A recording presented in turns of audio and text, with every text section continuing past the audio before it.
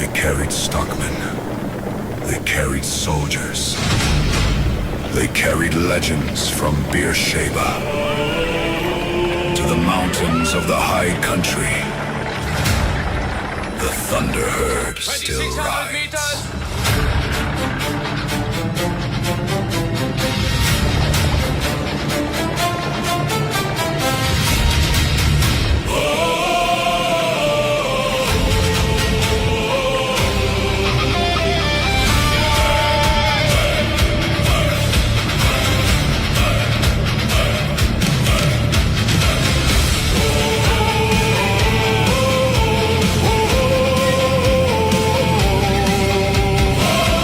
Where granite peaks meet storm-filled skies and snow gums bow in winter light.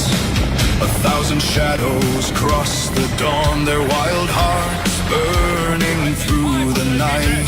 Their blood remembers campfire smoke, long dusty trails and stockmen's hands. The freedom of a younger world still running through this ancient land. Listen, the mountains know their language. Listen, the valleys speak their names. They are the thunder rolling beneath the southern sky. From Beersheba's fields of glory to the mountains standing high, no chains can hold them, no walls contain them. The spirit of the light horse rides. They are the thunder, and the mountains know their names.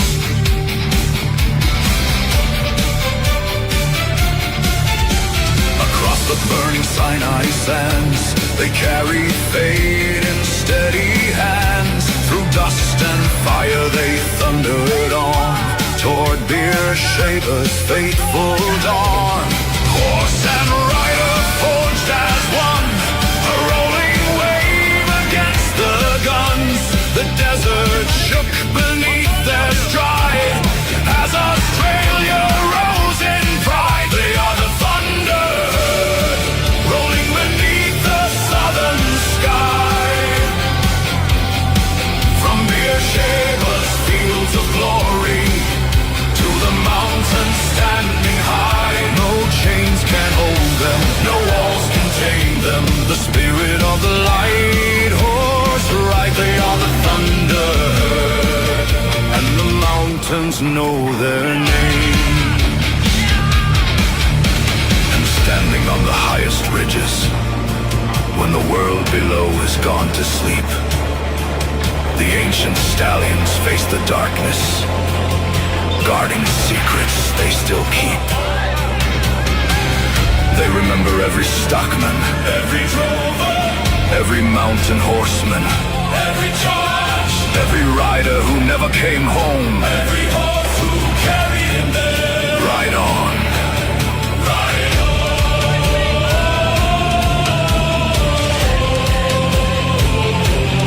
ride on.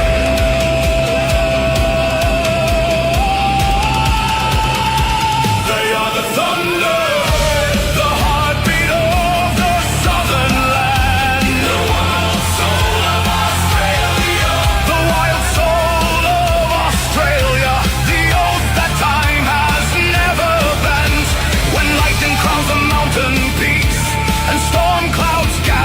dark and wide. The spirits of the old light horse still ride beside their stride. No king commands them, no empire owns them, for freedom runs within their blood, as surely as rivers shape the land. They are the thunder,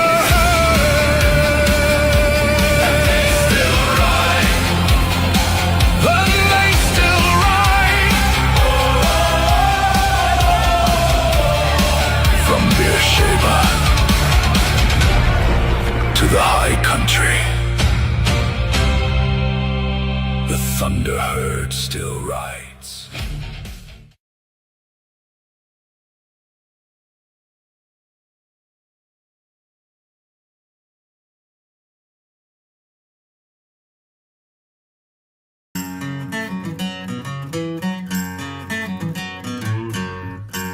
Oh, good morning.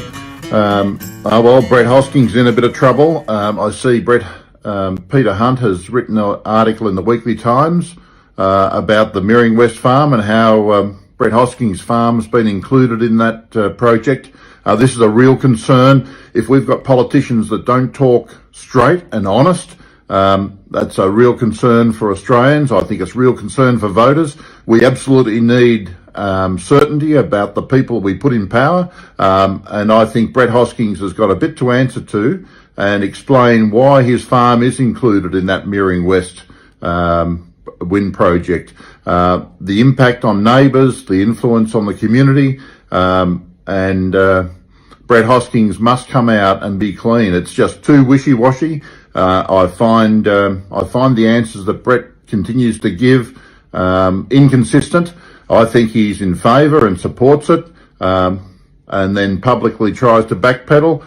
We're sick of politicians going a bit each way. This is totally ridiculous. The poor process that's been adopted is clearly evident, and we absolutely must have a proper process and clear strategic direction in the fast-track renewable bill. This is just totally impossible.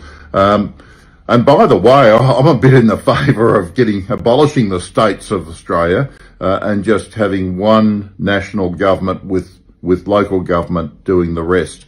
I think there's way too much government. 17% of our workforce works in government. In Canberra here, probably 95% of the workforce works in government. These are overheads on every small business, on every worker, on anyone who is trying to make a dollar in Australia. The national overhead here in Canberra is unbelievable. The bureaucrats, the population. But having said that, I met some really good people yesterday, and Raf, I must say I was very impressed with Raf, a good Labor man, but understood the value of the Australian economy, understood that Australian living standards were declining, understood the strategic impact of building fast-track renewables and that it wasn't really in Australia's best interests. He also was very interested in Chinese investment in mineral sands mines, and to that end we had quite a discussion about the Avonbank mine out of Horsham. So anyway, it's Ross Johns here, coming to you from Canberra for the Wimmera Mallee Environmental and Agricultural Protection Association. Enjoy your day.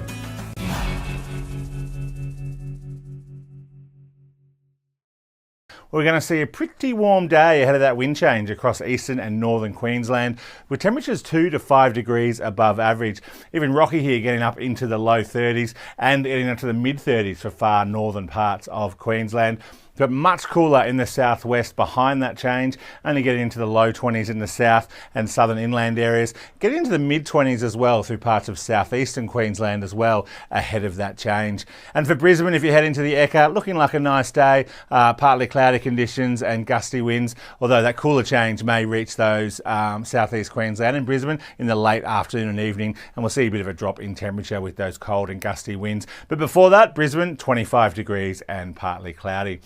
Moving down into New South Wales, and while it'll be a little bit milder in the northeast, much cooler across much of the rest of the state as showers, gusty winds continue to impact much of inland parts of New South Wales with that next cold front moving through. May even see some snow about our alpine areas as well, maybe down to around 1,400 metres there in New South Wales. But pretty dry along the east coast with those gusty westerly winds, and cool to mild as well, but we'll feel cool in those winds. Sydney looking at partly cloudy, 20 degrees after a cool start. Canberra, a cold start, 2 degrees, only warming up to 13 degrees with showers, gusty wind and snow about those alpine areas outside of town. Showers also expected for much of western inland areas of New South Wales as well. Moving down into Victoria, and all eyes will be on this front moving into western areas during the morning and sweeping across central and eastern parts of the state as we move into the afternoon and evening hours. Widespread showers expected right across the state as well. Snow around our alpine areas as well, down to around 1,200 metres there, and temperatures in the low to mid-teens statewide. Melbourne looking at a showery 15 degrees with gusty winds as that front moves through. Moving down into Tasmania, and you can see that front impacting in the early hours of the morning and then sweeping across the state during the day. We'll see that showers tend to rain for much of western Tasmania, with moderate falls possible there. Only light falls are expected through eastern parts and far northeastern parts of the state as well. Temperatures in the low to mid-teens through northern and eastern parts of Tasmania, but tending quite cooler in the west and southern areas into the low teens, and only just getting to 10 degrees there in Queenstown. Hobart looking at a windy and showery day, 14 degrees, but those heaviest falls will be on those westward facing mountains. As we move up into South Australia on Wednesday, we can see those showers are going to impact Tuesday night and Wednesday morning, but then quickly clear out before another weaker front impacts our coastal areas Wednesday afternoon and Wednesday night. Not looking anywhere as wet and active as the system we saw impact us here on Saturday and Sunday, but generally still a showery one for our southern agricultural areas, tending to only isolated light showers for our northern ag areas, and little, if anything, just gusty winds and cooler conditions through northern parts of the state. Temperatures in the mid to high teens right across the state. Adelaide looking at a shower in the morning, easing in the afternoon, and 15 degrees. Moving over into Western Australia, and we're going to see a cold and frosty night for many of our inland areas and through the wheat belt on Wednesday morning, so watch out for that. If you're away from the coast, it will be a cold and frosty morning. Then it will be a mostly sunny day as that high pressure system moves over, and temperatures will be warming up into the high teens. So cold, frosty morning, but then a bright and sunny day. Even colder air getting up into northern parts of WA as well. You can see temperatures there only just getting into the low 20s there. Perth will have a cold morning, down to 5 and maybe even colder in some of the suburbs, dropping up to a partly cloudy 19 degrees during the afternoon. And finally, across our tropical north and in the dry season this time of year, staying pretty warm ahead of that cooler change across northern areas. You can see temperatures here into the mid 30s, so a warm one there as well, and that also extends into the Kimberley as well. Much cooler though through the red centre. Temperatures only getting into the mid to high teens there, but getting into the mid to high 30s through inland parts as well in the top end. Darwin looking at a partly cloudy 31 degrees on Wednesday. So a bit of weather in southeastern parts and dry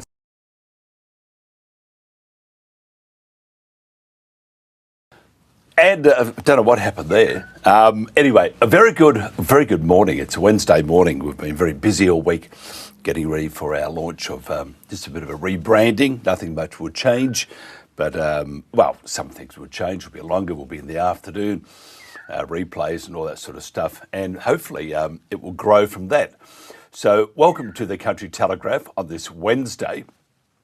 Before we get into our program, looking at some of the news that's making news globally and throughout Australia. A former CIA boss claims Iran's demands showed that the regime is not remotely close to accepting a long-term peace agreement, which means that the cost of anything associated with oil will continue to rise, which is not great, is it? Not good for anyone. But of course we have the federal government, and they will be looking after us because they have planned things. Or maybe not. Probably not. Ousted Syrian President Bashar al-Assad has been sentenced to death less than 2 years after he fled the country. And finally, we all know about that terrible earthquake in Colombia. At least 169 are dead, and a state of emergency has been declared. Coming up shortly, we'll talk to Caleb, I hope, from the Snowy Mountains area, just about some great ideas on farming.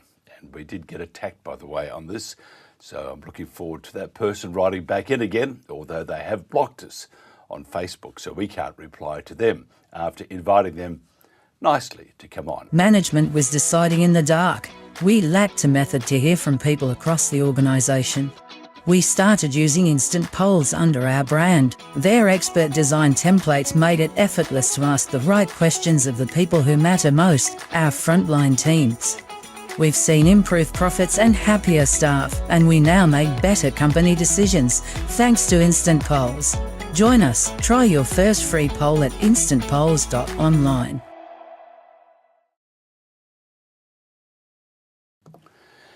And welcome back to the Country Telegraph. It feels odd. I feel like I've been away for 3 weeks. Probably need a holiday. Instant Polls is our official sponsor. Now, if you want to increase your bottom line, boost your communication with your frontline staff and gather valuable data from your most important resource, that's your employees, visit instantpolls.online to learn more. Now, this week's poll is, how has the culling of Brumbies impacted your mental health? Just use the QR code on the screen to vote. Each vote is secure and anonymous and verified by 2FA.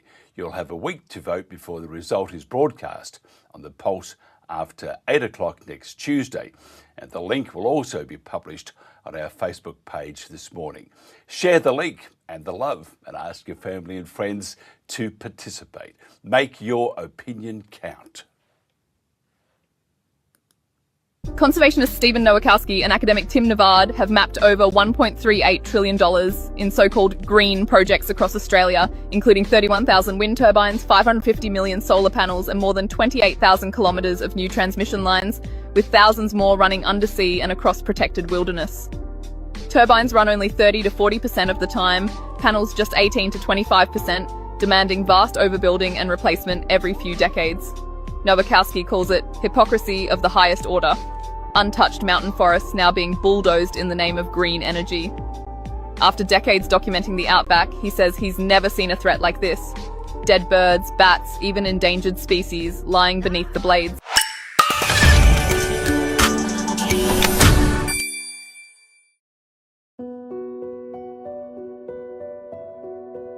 So many places where they're using 1080 poison baits. Yeah, it's an absolute travesty, mate. It really is. 1080 baits, if you've seen what a 1080 bait does to a dog, it's one of the most horrific things you'll ever witness. And the second you see something like that, you'll be a big advocate for getting rid of 1080 baits. It's not the way to solve the problem with wild dogs and foxes and things like that. On Sunday, August the 30th, I got a phone call from my husband. I wasn't here, I was out in Aramac staying with family. And he rang me very distressed and crying on the phone and told me that Tippy was dead. And he then described to me how that happened. He said he was inside, heard Tippy outside yelping, which progressively went and rapidly went to screaming, and he was thrashing him, throwing himself around. He went under my car, which is parked on the veranda in a carport, threw himself under the car and up under the wheel arch, obviously looking for sanctuary. Greg tried to grab him and got hold of his leg, and as he did that he just dropped dead. So he rang me and told me about this, so I was obviously quite distraught as well. And then he had to go into town, into Bundaberg, to pick up for a pre-arranged appointment. And when he came home a couple of hours later, Faye, our Maremma dog, was also dead. So within a couple of hours, we're not sure, any time between 9:30 and midday is when she died on that morning. So yeah, Greg took them to bury them, and he took Ted with him when he buried these two dogs, and Ted was there with him. And after Greg finished burying them, he wouldn't leave. He just laid, he sat, moved around. He wouldn't leave the gravesite. So Greg had to literally pick him up and take him away. So he knew his mates were in there. So, yeah, sorry. 1080 is not a humane poison, and despite people's claims that it is humane, we now recognise that that's not the case. It's not good enough to pretend to ourselves that it's humane and keep on doing the same old thing that we've been doing for years. There's no excuse to keep on using a poison that is not humane and that we know is not humane. And a very good morning. It's still a Wednesday. Just thought I'd say very good morning once again. And it is a good morning. It's we're heading towards warmer times. Caleb Hoffman, he's having some colder times at the moment. He's still cold there in the downtown Coombe or Jindabyne. We'll find out in a second. Caleb Hoffman is a practicing permaculturist who helps landowners and farmers to learn how to step back into the role of keystone species by actively building carrying capacity across landscape and increasing the resilience of the ecological system. Now, he stresses the importance of the permacultural lens as a decision-making matrix, which once understood gives the blueprint from patterns to details for rehabilitating and restoring not only the greater external landscape, but also the internal environment and the social structures which emerges from both. A design science toolkit, which is invaluable moving forward through the various crises being precipitated through a simplistic, mechanically and reductionist worldview.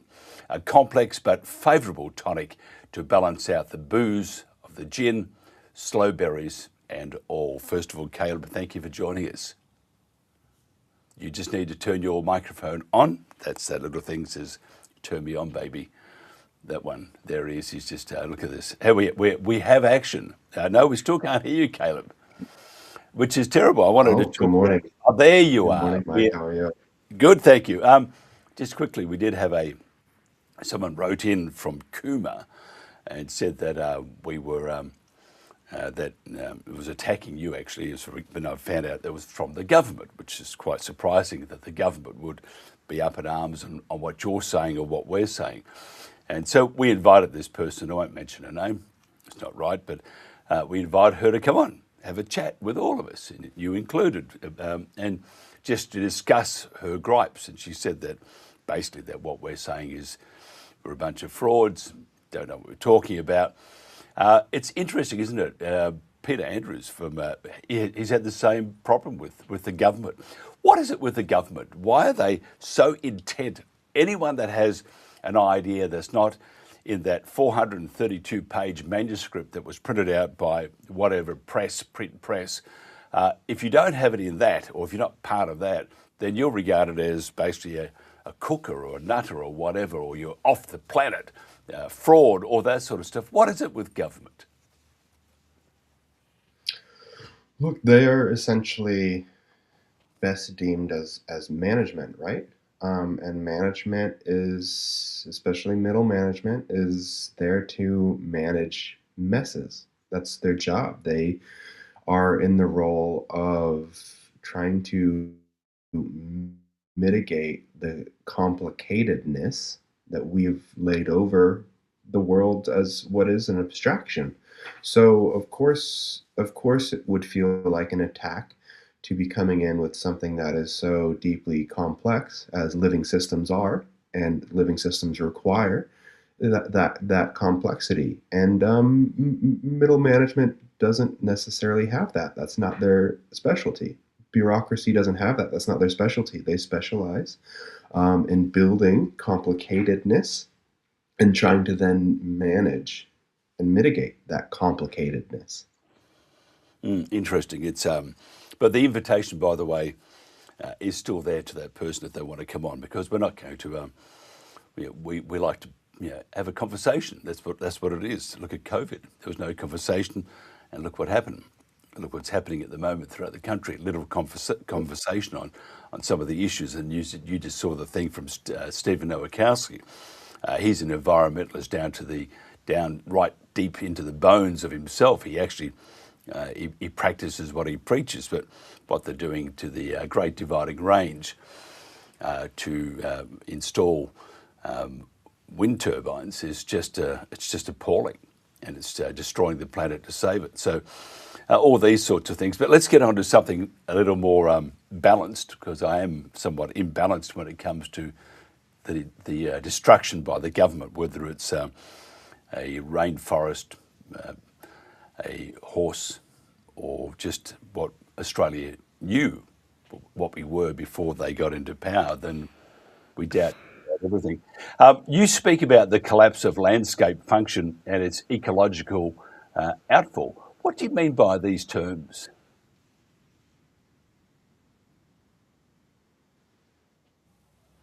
We have a disconnect. Caleb calling, Earth calling Caleb. Are you there? No, Yes, yeah.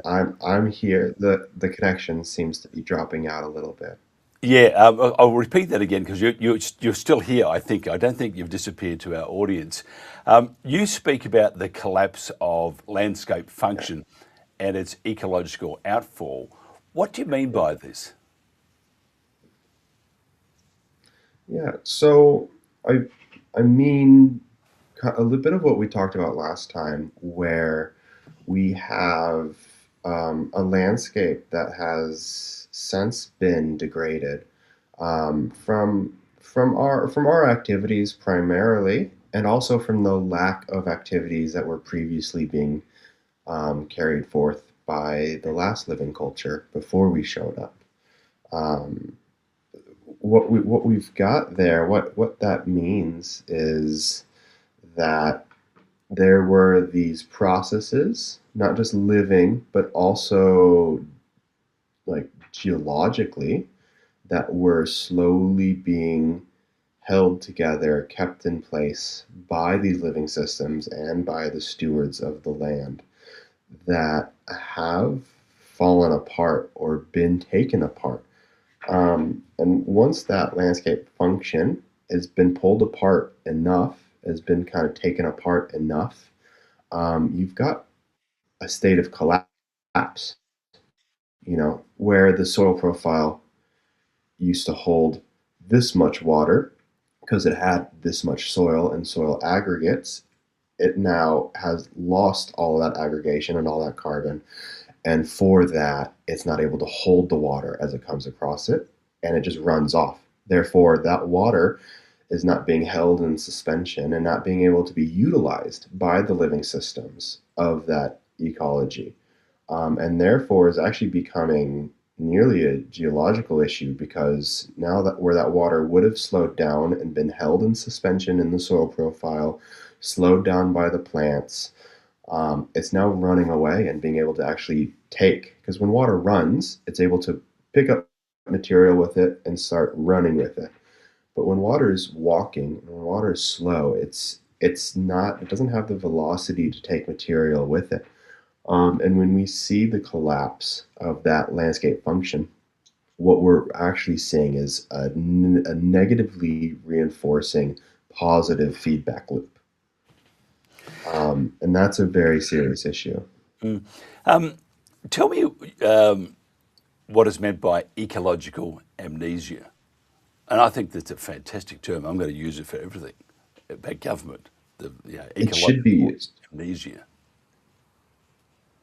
Yeah, it should be used because inherently it pulls, at least it brings us into the understanding that we don't understand things, or it brings us into the awareness that we are just not aware of things. Because, when the old timer talks about the size of the Murray cod that they used to pull out of that river, we don't know that, other than if there was a photo or two from as far back as we can see. We don't know what that that the size of cods that would have been there before we started yanking them all out, before we started degrading that watershed, before all these things. And that's a part of the ecological amnesia. We don't understand what a hydrated landscape looks like. We don't understand what all these things could have been before we started our management that was quite degrading.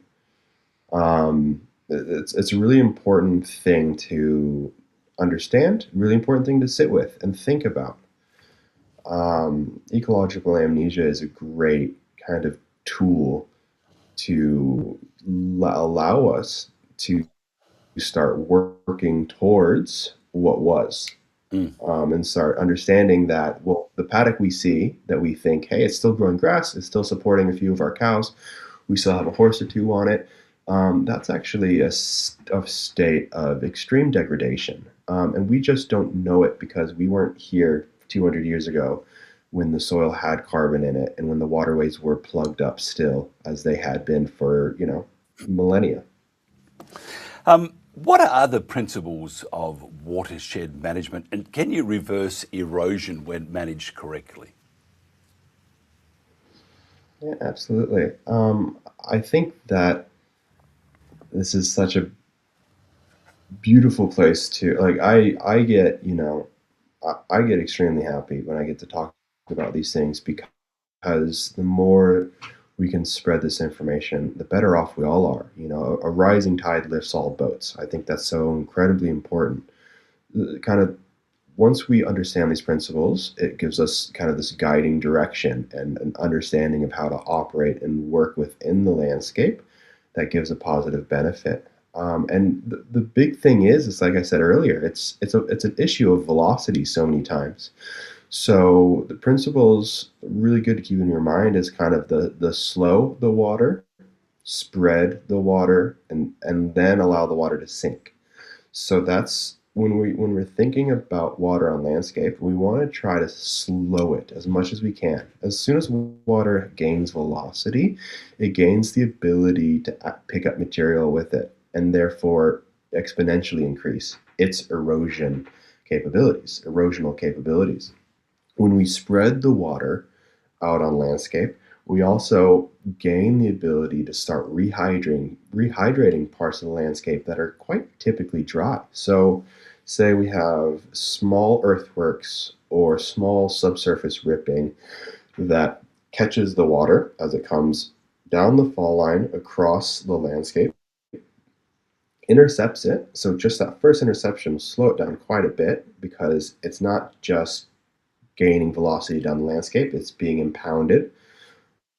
And then those earthworks, if they're set out either perfectly level on contour or if they're being set out at max 1 to 2 degrees, coming from the valleys over to the ridges, what you end up with is water coming from the wettest part of the landscape and ending up on the driest part of the landscape.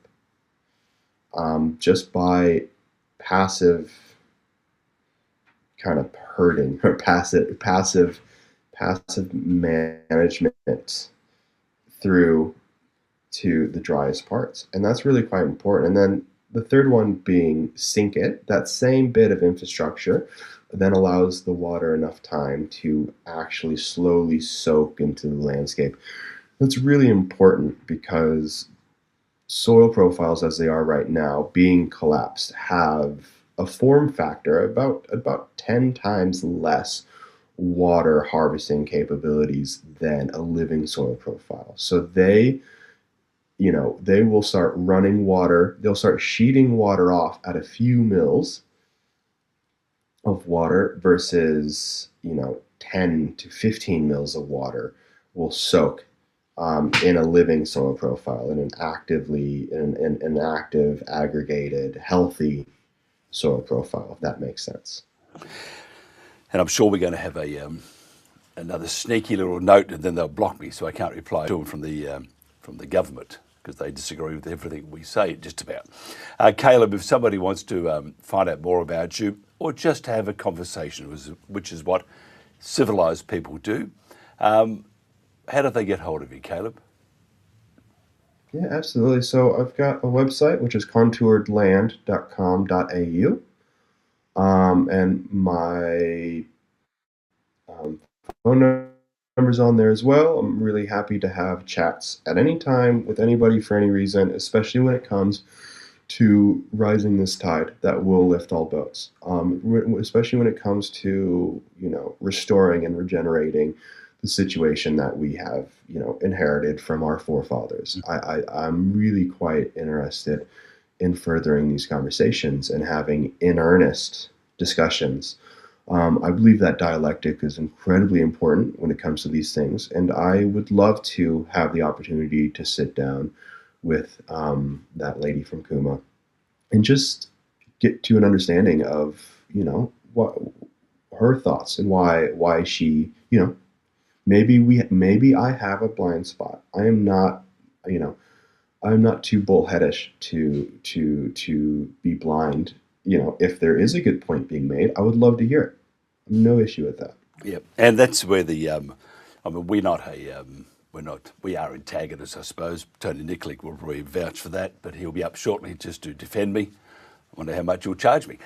But anyway, so there he is laughing in the background. He thinks I'm joking.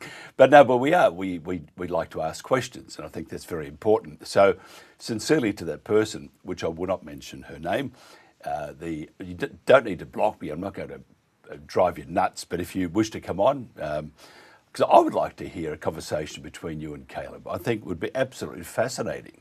And I think for our audience, what a great facility, this would be even better than it is now, just to have that conversation. So the offer is there. It's very sincere. We are not going to ambush you or whatever. And I think Caleb is a very.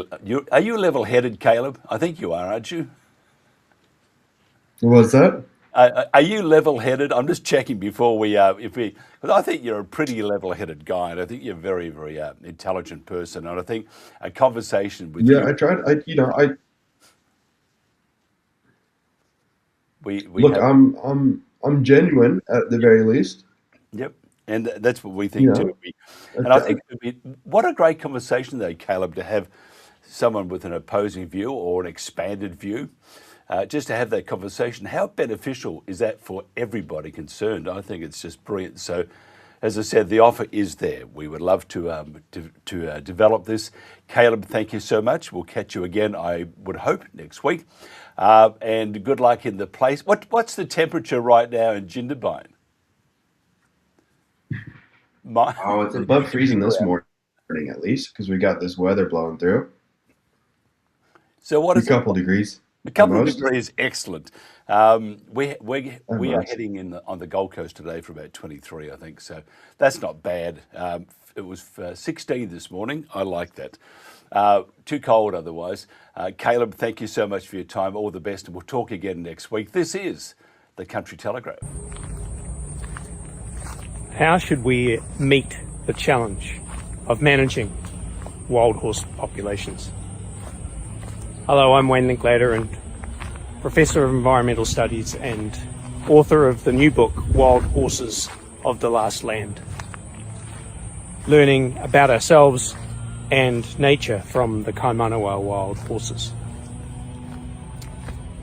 Frankly, how we currently manage populations of wild horses is counterproductive.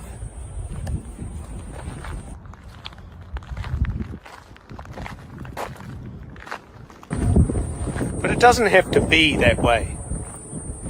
If we would lean more heavily, more fully into what we know about the ecology and behaviour of wild horses, we could design a scheme for managing their populations that is more effective, efficient, and yes, humane. I would argue more ethical. If you want to know more, see the last section of my new book titled Conservation. I'll see you on the other side.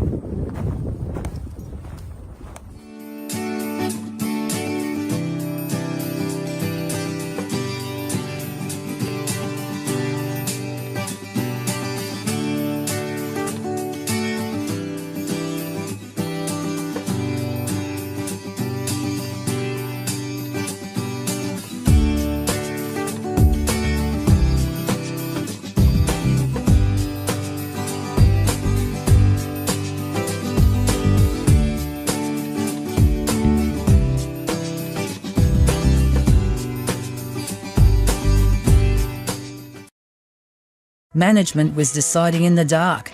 We lacked a method to hear from people across the organisation. We started using instant polls under our brand. Their expert design templates made it effortless to ask the right questions of the people who matter most, our frontline teams. We've seen improved profits and happier staff, and we now make better company decisions thanks to instant polls. Join us. Try your first free poll at instantpolls.online. And welcome back to the Country Telegraph. Before we get into Tony, and I'd like him to have a look at this, this is a very serious issue. I've got to get a short clip, and it's, as I said, it's extremely serious. And of course, I'm a very serious person. Tony, I'll come back to you in a second. I'll just play this very serious clip because we're all very serious people. My husband asked me why I speak so softly in the house, and I told him I was scared that Zuckerberg was listening. And then he laughed, and then I laughed, and then Alexa laughed, and then Siri laughed, and then our Tesla laughed. Oh, that was a joke. Anyway, You can now laugh. Tony Nikolic, General Manager at AFL Solicitors, is an experienced lawyer and criminologist. Committed to social justice, he offers pro bono legal work and champions civil and human rights. Now, Tony has expertise in whistleblower protections. We're going to talk to Tony today about the erosion of human rights in Australia. Tony Nikolic, world's greatest lawyer, and his secrets about his trip to the US, which was some time ago, firmly zipped away. I will never, ever, ever. How much? I'll never release that. Tony Nikolic, greetings and salutations, good sir. Good morning, and thanks for having me on again, mate. Lovely to be here. I played that little thing, but no one laughed. I got to hear people going, "Oh, that sounds terrible." That thing about devices and why she talks so quietly.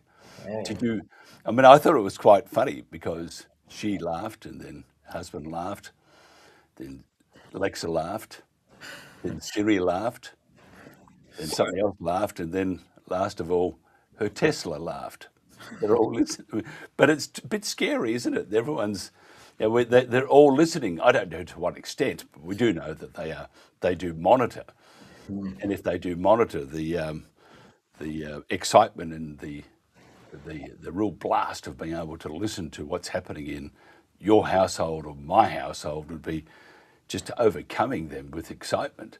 But it's there, isn't it? And it can actually create troubles. Do you think this is just off topic here, do you think we need to protect ourselves more from the invited invasive species, that being the Alexas and the Googles and Siris and your TV? And when I saw my TV today, update, how would you like your camera?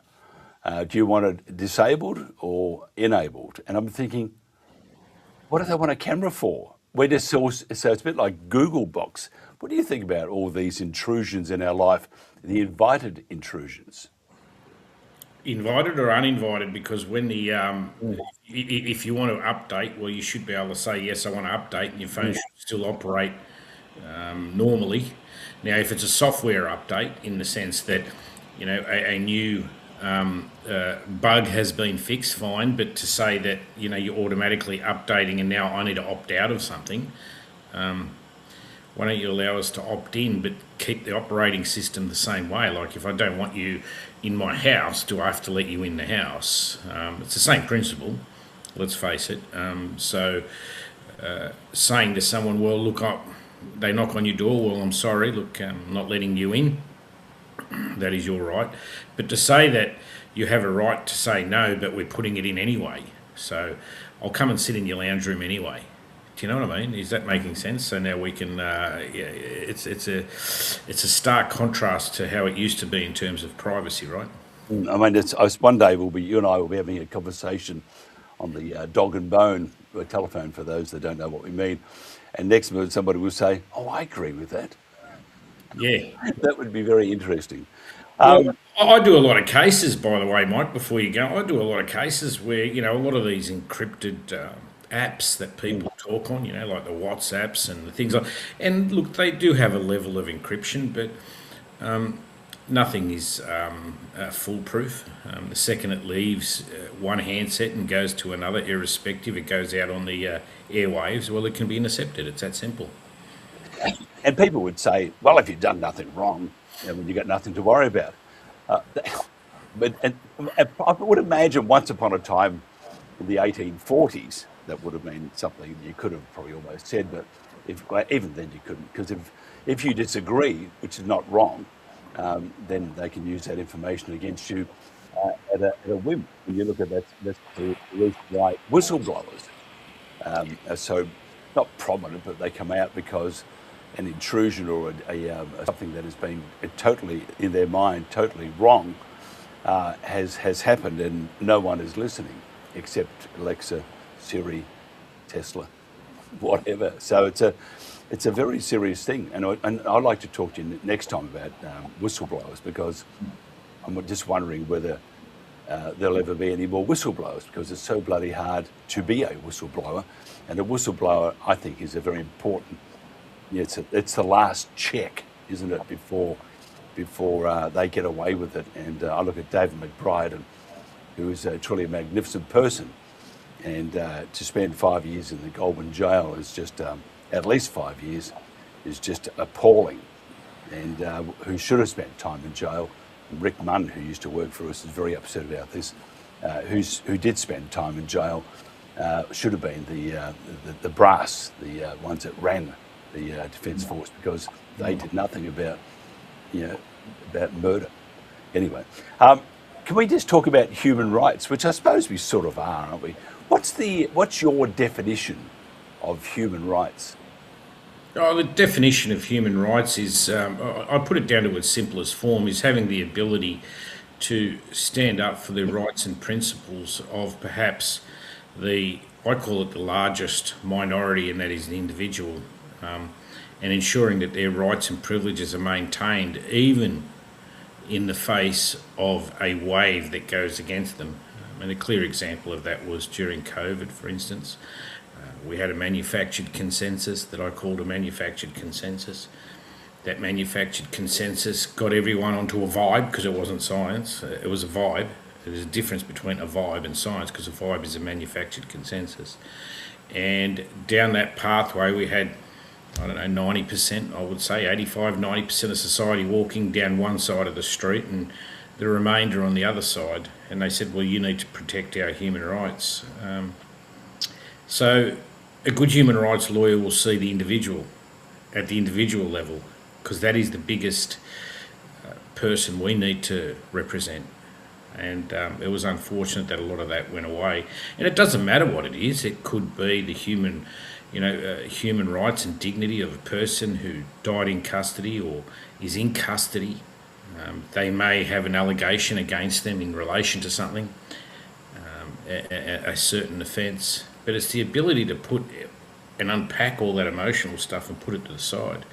We've lost that because COVID was perhaps one of the most glaring admissions that Australia has lost its way when it comes to human rights, because those people who were standing up, their human rights were trampled on. I think it's well known now, and although people were censored and although people were ridiculed and deplatformed, the issues there were along the lines where their human rights, those who didn't want to undertake a clinical trial medical intervention that was mandated upon them under the premise that it was your choice. It was all a big furphy. It was a vibe, and we can see that with what's happening overseas with Dr. Fauci. Tell me, I'm just going to get off track here because I just thought of something which you, as you are aware, you need to be afraid of because it could go anywhere. But you're a good lawyer, so you look after me. Tell me, is it human rights? We have an understanding, sort of, whether government abides by that is another question. But what about animal rights? And the reason why I say this, we've been banging on, and rightly so, about the attempted extermination of the Brumbies from Australia, and that's by the ISC. Now, the ISC have 130 members, which is Invasive Species Council, 130 members. They received last year about 20 grand from the state government and $3.1 million from mysterious donations and investments, which would mean then that they're registered as a charity, but if they have a 3.1 million profit, and out of that 20,000 was paid by the state government, would mean that if you were any other government, that 20,000 is nothing, and they don't have a whole lot of respect for you. Having said that, 20,000 has given them given the ISC both feet in the door, and the government seems to listen about, and they are pure lies. We know they're lies. There are other reasons for this. What about animal rights? Because these animals, contrary to what they're saying, are doing no damage to anything, and we can prove it. People are trying to prove it, and government, the machine just rolls on. So what about animal rights? Because the right of those animals who've been there for 200 years that all of a sudden they've become feral overnight, a bit like COVID. Then you look at Peter McCullough, he became a nitwit overnight after being one of the most lauded medical professionals in the world. And other doctors became nitwits, according to social media, for example. So how do we look after animal rights? Because this is just, many would say who love these animals that it's unnecessary killing, and it's just traumatic and all the other things. So what about the animal rights? Yeah, well, as opposed to human rights, where the human rights element is really to protect the dignity, autonomy and liberty of people, and they're inalienable, so they're not government given. Unfortunately, here in Australia, the government is intervening in so many different areas. So in that sense, to protect the dignity of the human, as opposed or distinguished to, say, animal rights, it's slightly different, because here, you're right, in 24 hours' time, a government can declare something a pest, anti-vaxxer, anti-war, whatever it may be, in 24 hours. So what was right one day is wrong. And we, again, you look at COVID and, they were dropping orders, these public directions and things like that, 2-3 times a day. And it was like, watching Operation Linebacker on Discovery Channel, and Operation Linebacker was the B-52 bombing of Hanoi during the Vietnam War. They were just sortie after sortie after sortie, and no one knew what was happening. And they're doing that here again.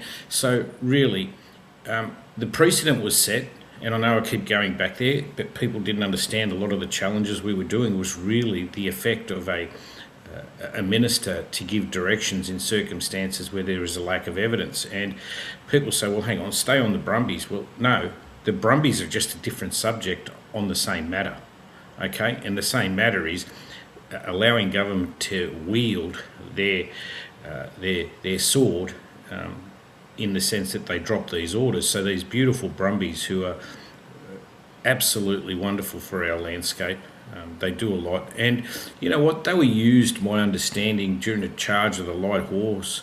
So, one day we love them and the next day we want to kill them.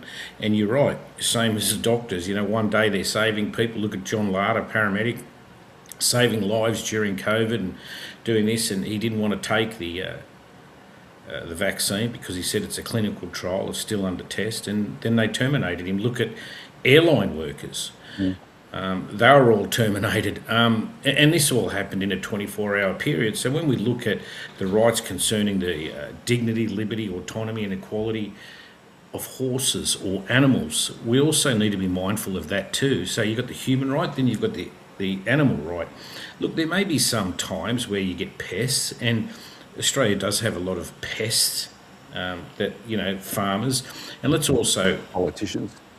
Yeah, well, that's well, it depends, pests or parasites, because that's why they wanted to deliver so much ivermectin to Canberra.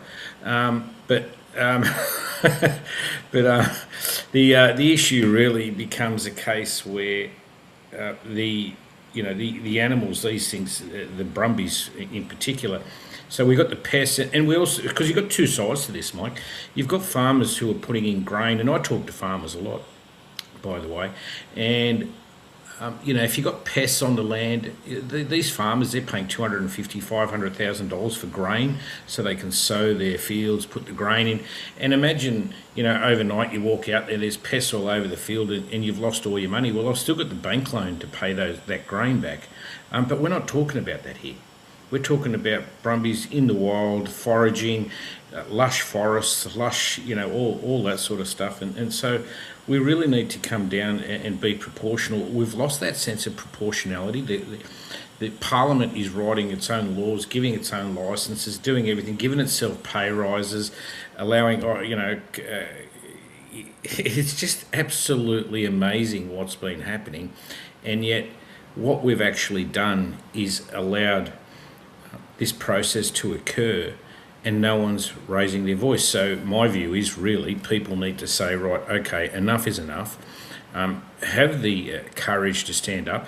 Don't say, oh, that's COVID, that's Brumbies, that's surveillance, that's got nothing to do with us. Because as Martin Neelmere, Reverend Martin Neelmere's prayer said, or his quote, first they came for the Jews, then they came for the trade unionists, then they came, and he went through each group, and that's exactly what's happening here. Yeah, it's very interesting, isn't it? I think the world is, I don't know if it's becoming more complex. I just think the intrusion, whether it's legal or non-legal, whether it's quite upfront, and the plans they have for you. Look at 2030. People go on about, used to say, 2030 is fictitious. Well, it's not. It's on the government website, federal government website, that by 2030 they're going to have 30% of Australia's land under federal government control, which means then that it will impact farmers. And just as we are going to run out of time, I see one of the great intrusions into people's human rights is those on the land. I mean, the bully boy tactic by some very unintelligent people, it's just horrendous. What can they do?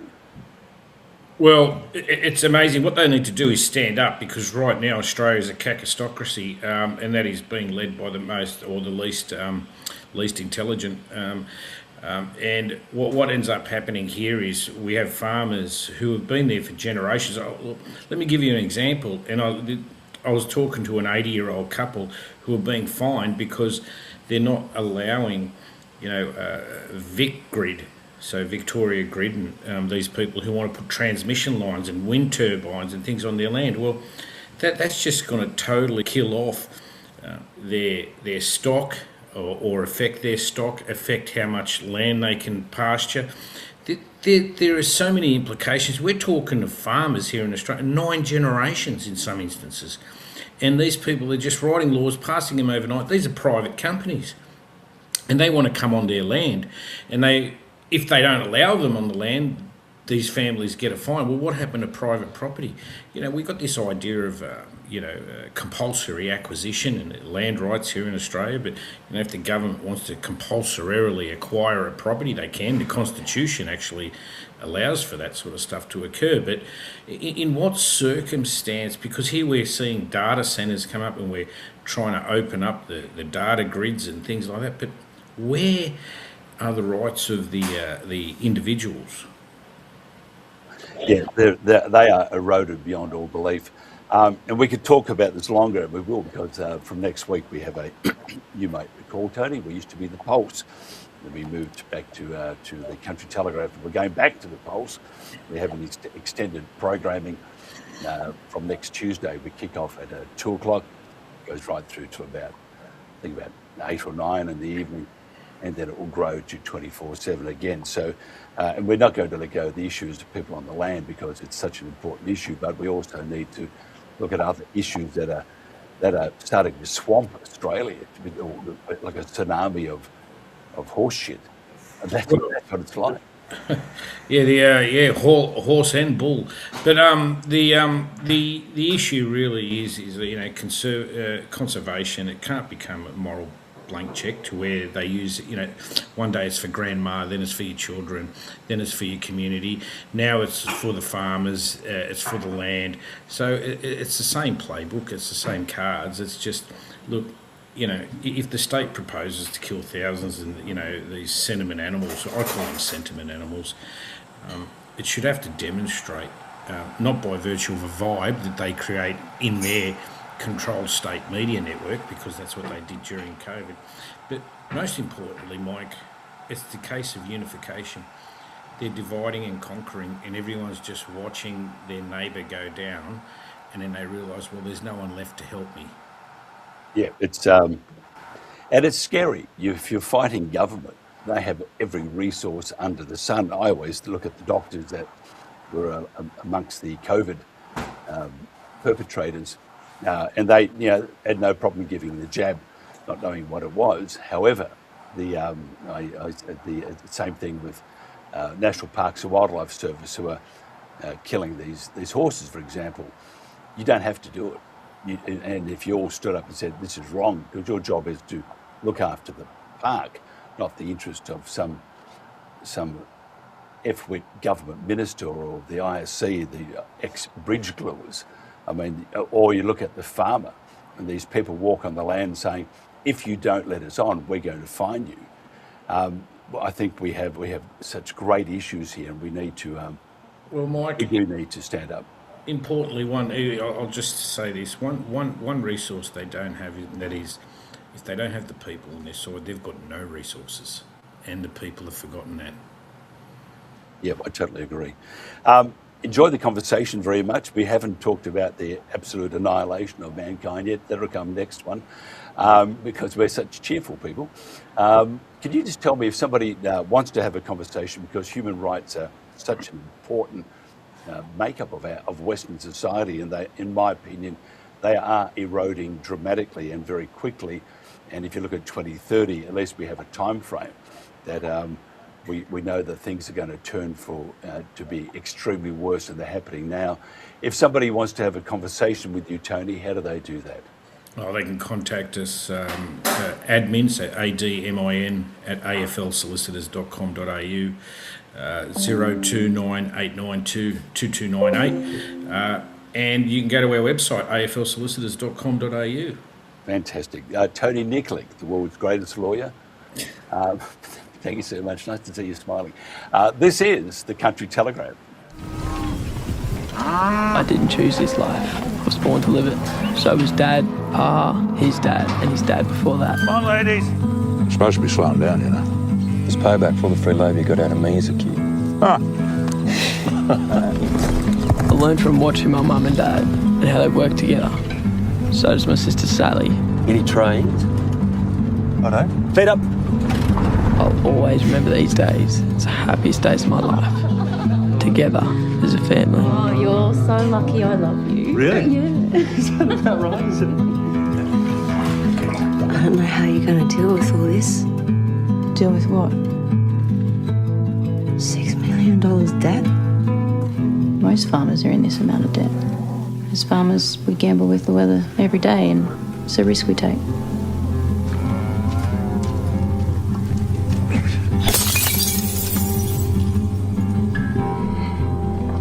You have no idea what I'm going through. Maybe you should talk to someone. Oh my God, no, I'm fine. No, you're not, Alison.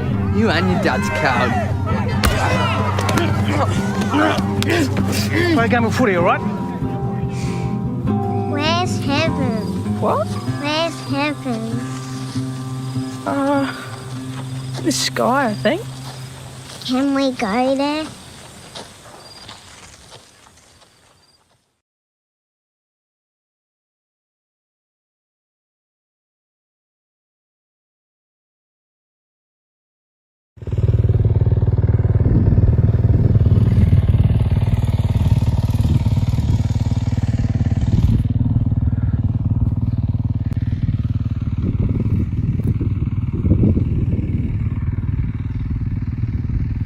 What sort of stupid ass grandiose entrance is this? Why do they need a ramp? They were supposed to put in 2 double gates, that's it. Just a double gate. Nice and simple. What the? Yeah, I'm down here at the bloody entrance to the easement they compulsory acquired on our property, Central West Arana Res. You know, when we met with Ace Res months ago, the agreement, the understanding was, and the paperwork says, they're going to put double gates in the boundary fence, which is over there on the highway, on the road. And then they were going to fence off the easement, and they could work inside the easement. They've done everything but, nothing that we expected, nothing that was understood. They're going to put this bloody gate ramp 50 yards in the middle of the paddock. They haven't put boundary gates on. They haven't fenced off the easement. They've been in here driving survey pegs.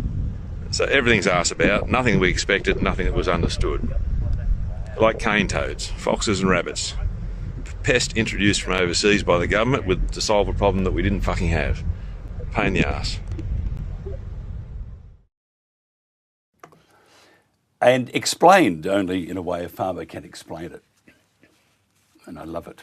A former CIA boss claims Iran's demands show that the regime is not remotely close to accepting a long-term peace agreement, which doesn't augur well for Australia or other economies around the world, because the price of goods and services will just go up and up and up.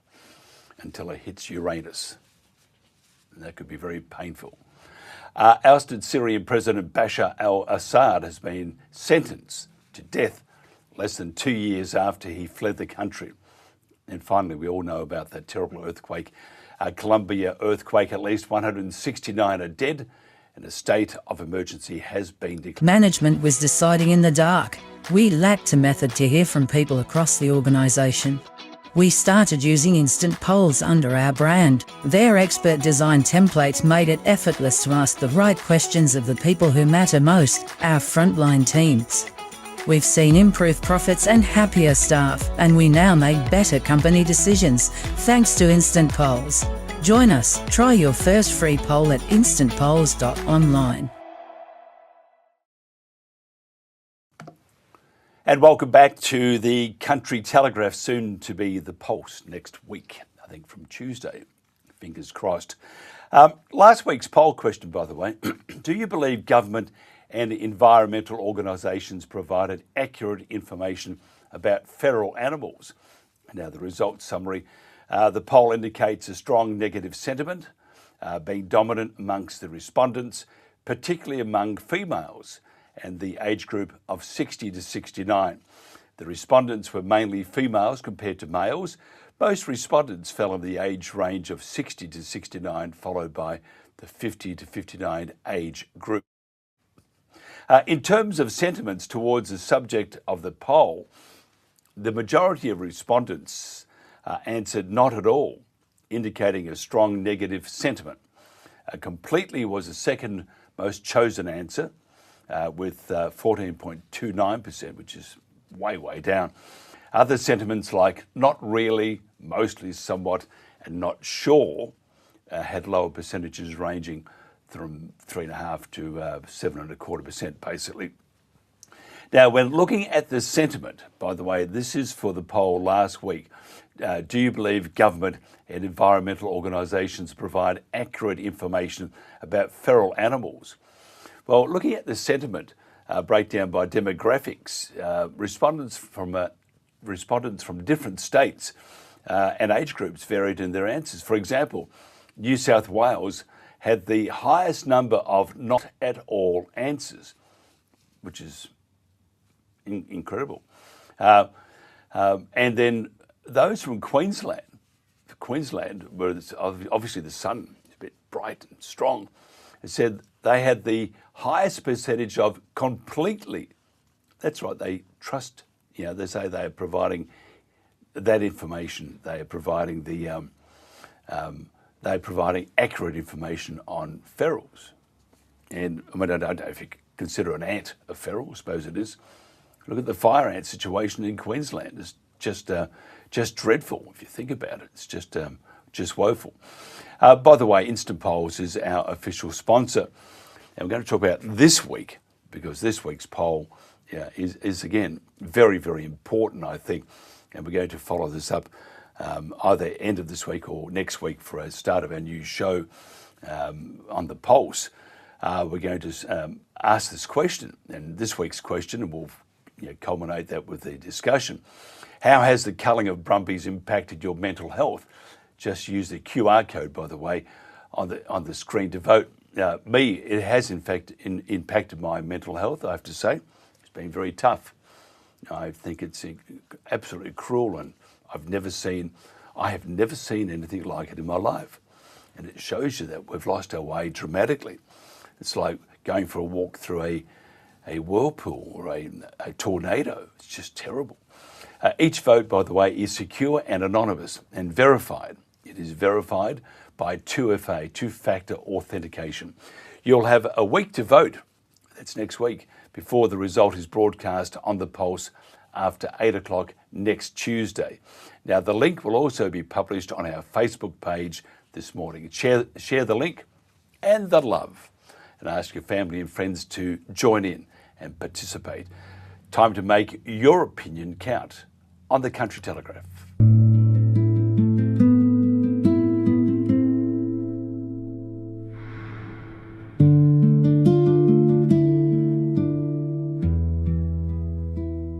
Are you asking the right questions?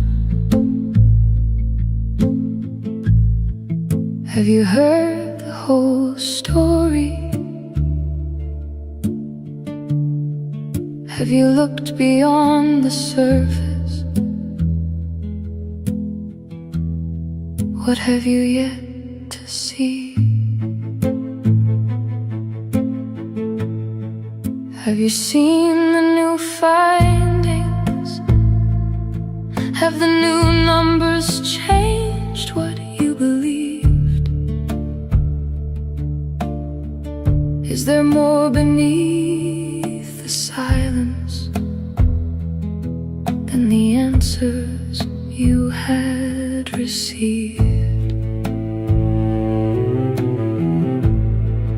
Are you asking the right questions?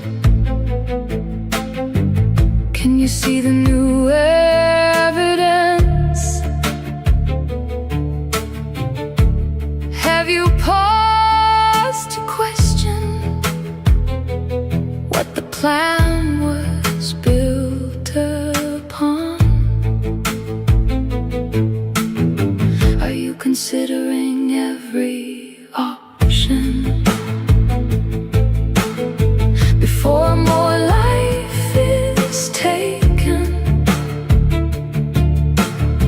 Shouldn't certainty be a must? Are you asking the right questions?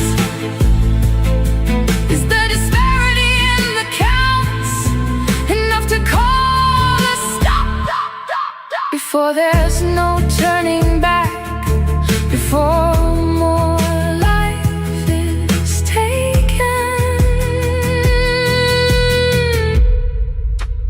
Do you know why these valleys became our home? Have you watched us drink from the mountain streams? Have you seen the paths our mothers taught us? Have you asked what we gave back to these mountains? Have you considered every alternative? Do you think protection and compassion can walk this mountain path together before the wind carries only our silence? Before our ghosts walk these mountain trails?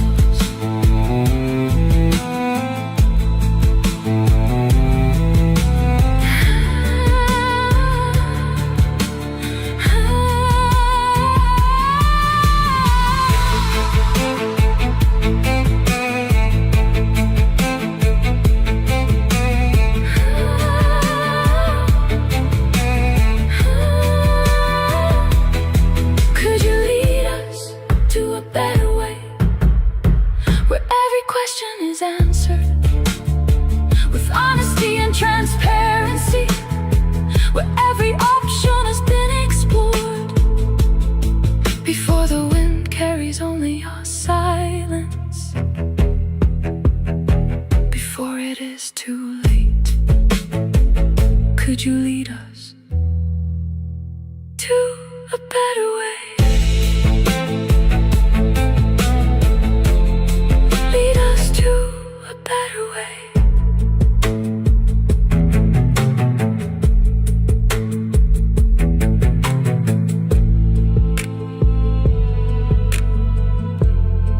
Lead us to a better way.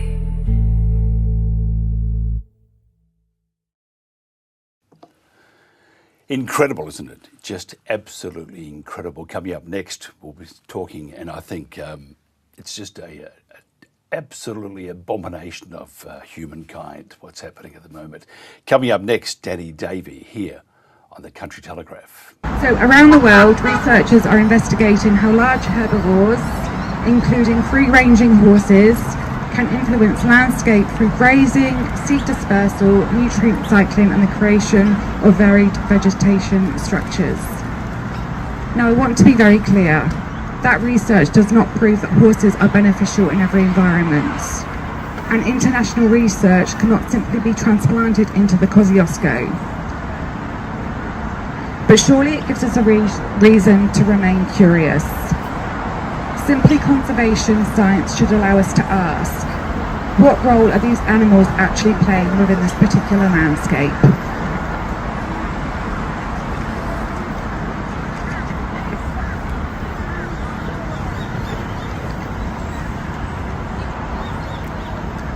At what population density do impacts occur?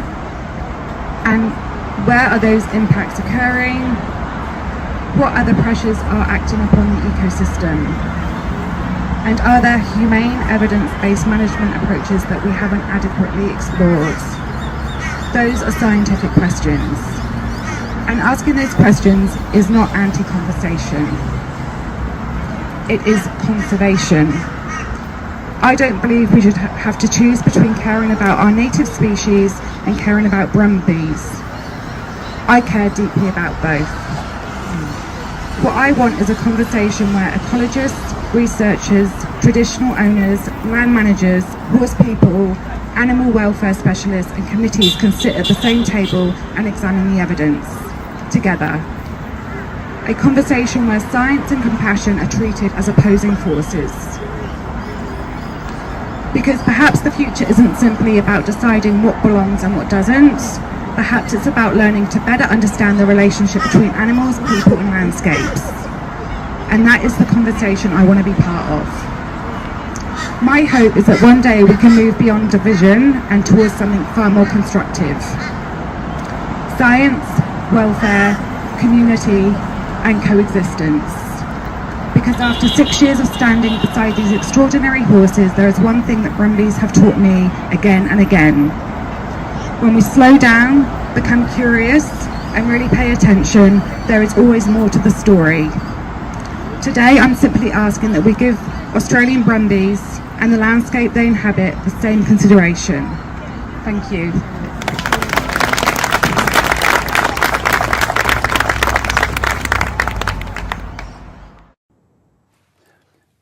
Danny Davey is the founder of Wisdom of the Brumbie, a nature-based equine practice in North Brizzy, working alongside rescued Australian Brumbies with a background in nutritional science, equine-assisted learning, and Gestalt psychotherapy.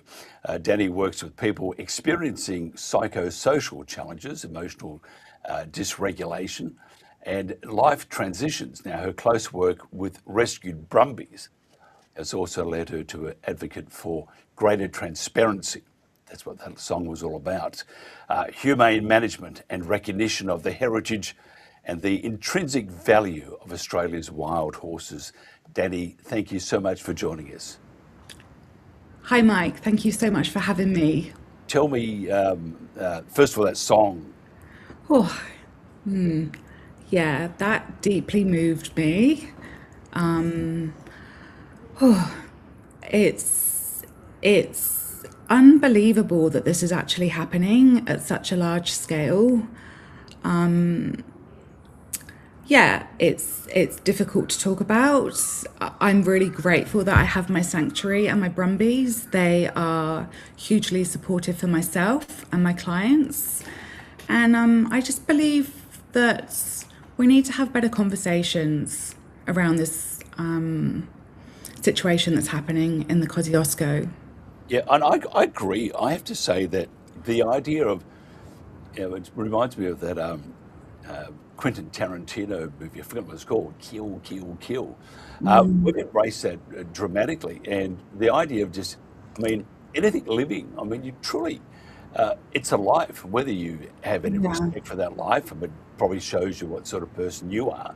If you don't have respect for life, life is very precious, but these animals, first of all, to call them feral, which is just a marketing ploy to make them look like they're worthless. Just so bad. Tell me about the recent rally in Brisbane. Tell us all about that and how it went. And we played part of your speech there, which again, following that song, some of the people here were quite emotional. Yeah. So the rally was amazing, to be honest. It was a really good turnout. It was outside the Chermside shopping centre, and what I really loved about it was all the traffic coming past, honking their horns.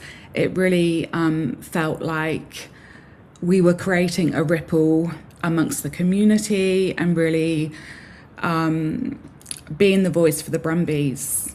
There were lots of people there from different walks of life, and public speaking is not one of my most favourite things to do, but I think when you feel really passionate about something, you gotta push into that uncomfortableness, and that's exactly what I did. I got up there and I spoke, and I think for myself, what I wanted to get across was that we need to be working together.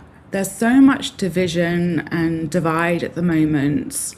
I believe that animal protection and horse welfare do not have to be opposing values, and also the heritage components. We can work together and find a way so that these horses can remain in the parks. One of the most fundamental principles in my training as a psychotherapist in Gestalt is that nothing exists in isolation. Everything is interconnected. And so let's use the science, let's use the ecologists, let's do the studies, let's invest monies into the environment instead of equipping helicopters to go into parks and obliterate populations of Brumbies, because once they're gone, we can't get them back. Yeah. Yeah, I totally agree. but once they have gone, I mean, again, it will be, and I'm going to be very strong because I could burst out crying because I think it's terrible. Yeah. The lack of awareness from the public is just, and it's not their fault. I mean, they don't know it, and it shows you that if you go back, whether you agree with COVID or not, what you had the manipulation of the media who did it willingly by government to push a certain narrative. It's called propaganda. And the same thing with this, by not reporting on it or putting a story up, which we would call a fluff story, that shows you that, for example, the ISC, we are the ones that know. We're going to have our scientists say this, who also work with the ISC, and anything else that is against that narrative. We're going to, for example, they showed ABC does it, 7 do it, 9 do it, they all do it. It shows you that the ones that want to save the Brumbies, they're good people, but there you are, off you go. Yeah. This is the cruel world we live in, but it's got to be done. And that's what the song was so important about. What we're all saying is this: we're not asking. I mean, I've invited someone on Facebook keeps poking at me, and I say, "Show me the evidence. Just show me the evidence." And this person can't give me the evidence because there is no evidence. But the media, instead of asking those questions too, it's almost as if they don't care. And how could you not care about our history? Absolutely, and that's a big part of it. I mean, these horses have been here for 2 centuries, and they are part of the landscape. They've evolved. Some of those Brumbies genetically are some of the strongest horses here in Australia today. And there was a study done in 2023 here in Australia in the Victorian Alps and across the Bogong Plains, I believe.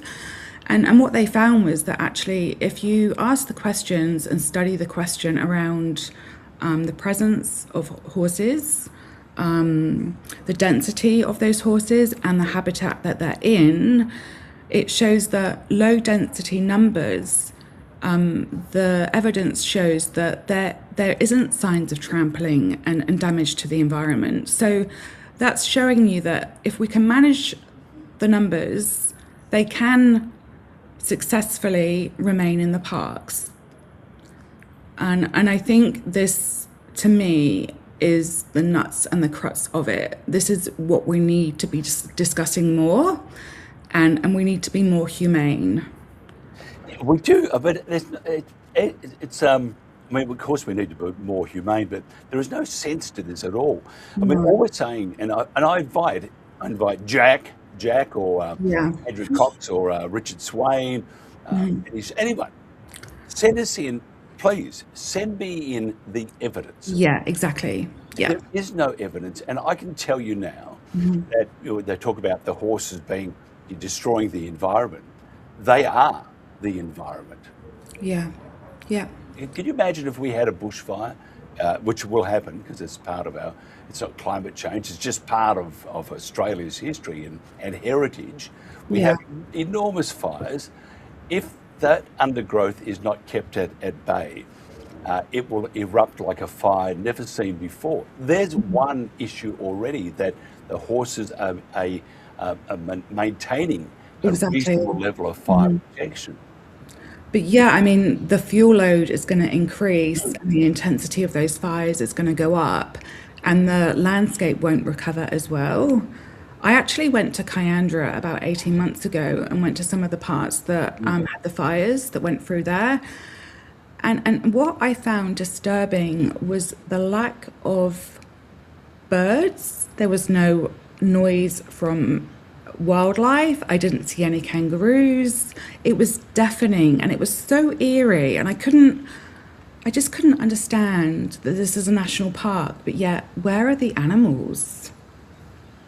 What's happening here?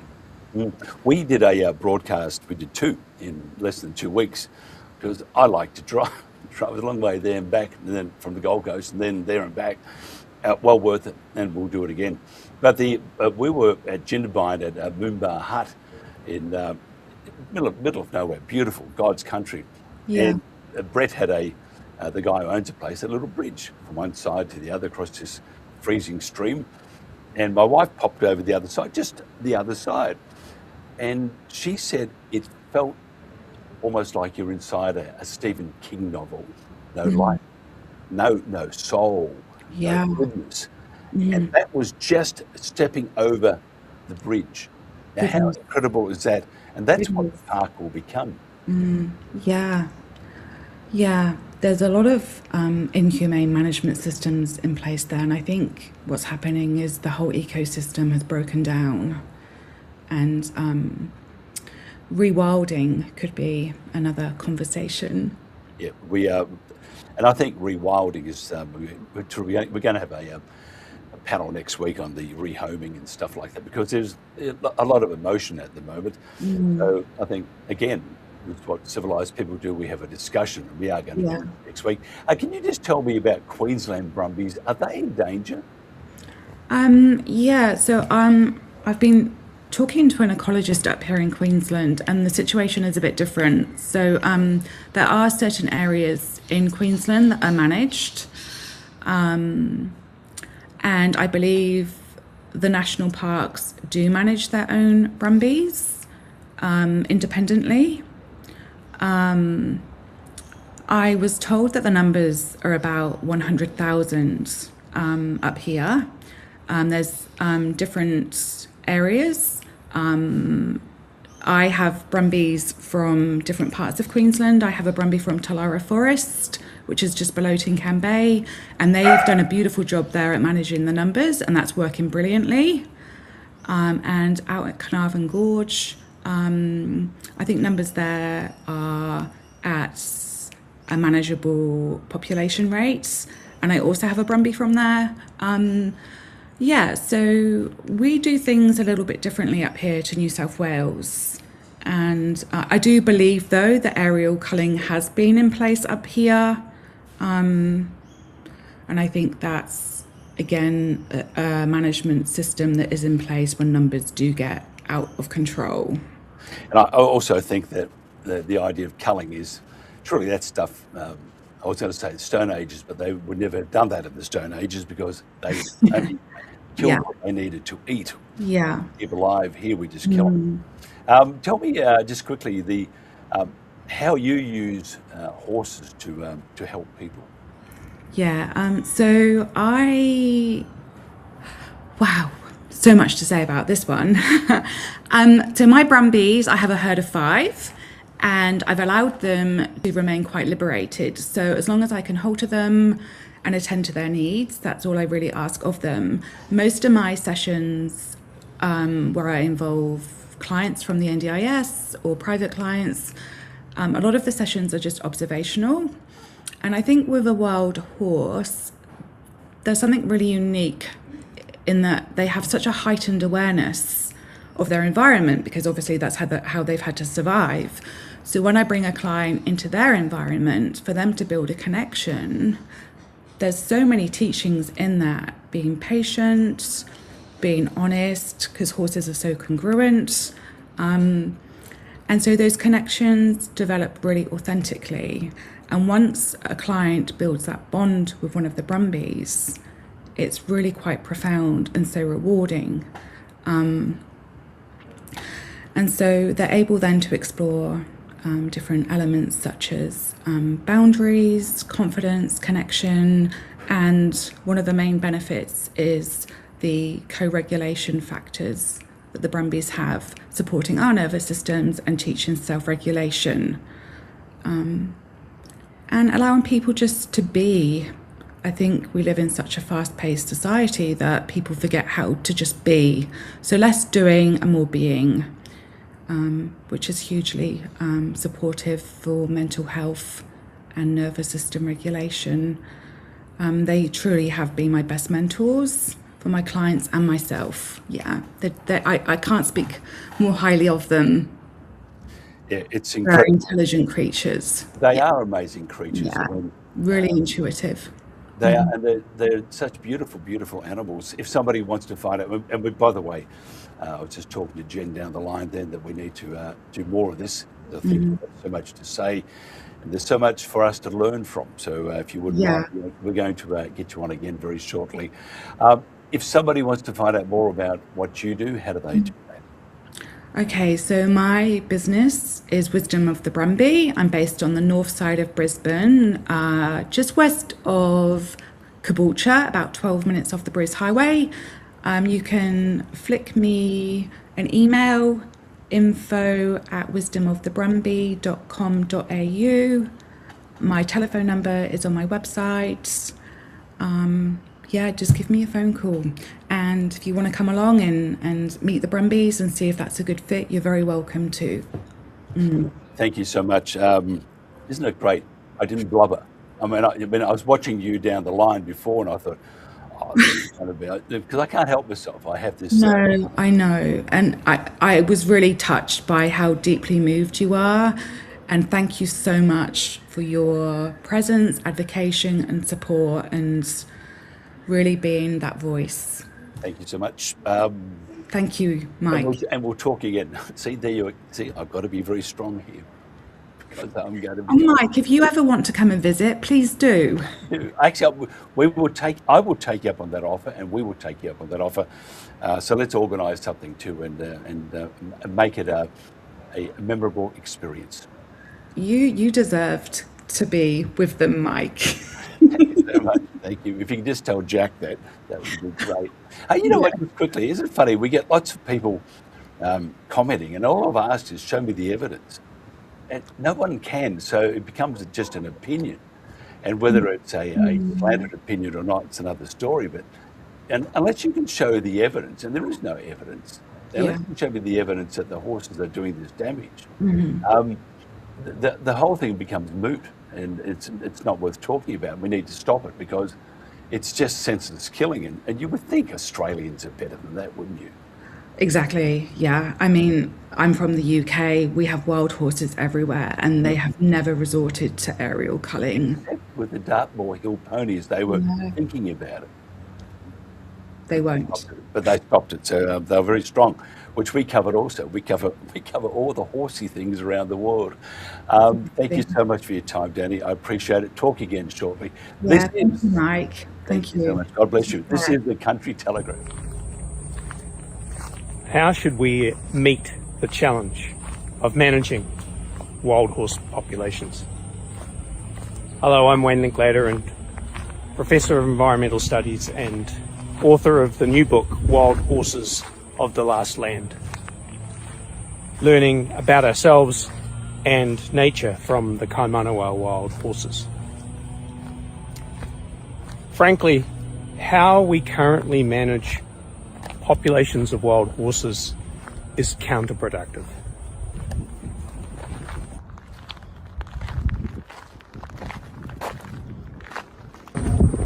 But it doesn't have to be that way. If we would lean more heavily, more fully into what we know about the ecology and behaviour of wild horses, we could design a scheme for managing their populations that is more effective, efficient, and yes, humane. I would argue more ethical. If you want to know more, see the last section of my new book titled Conservation. I'll see you on the other side.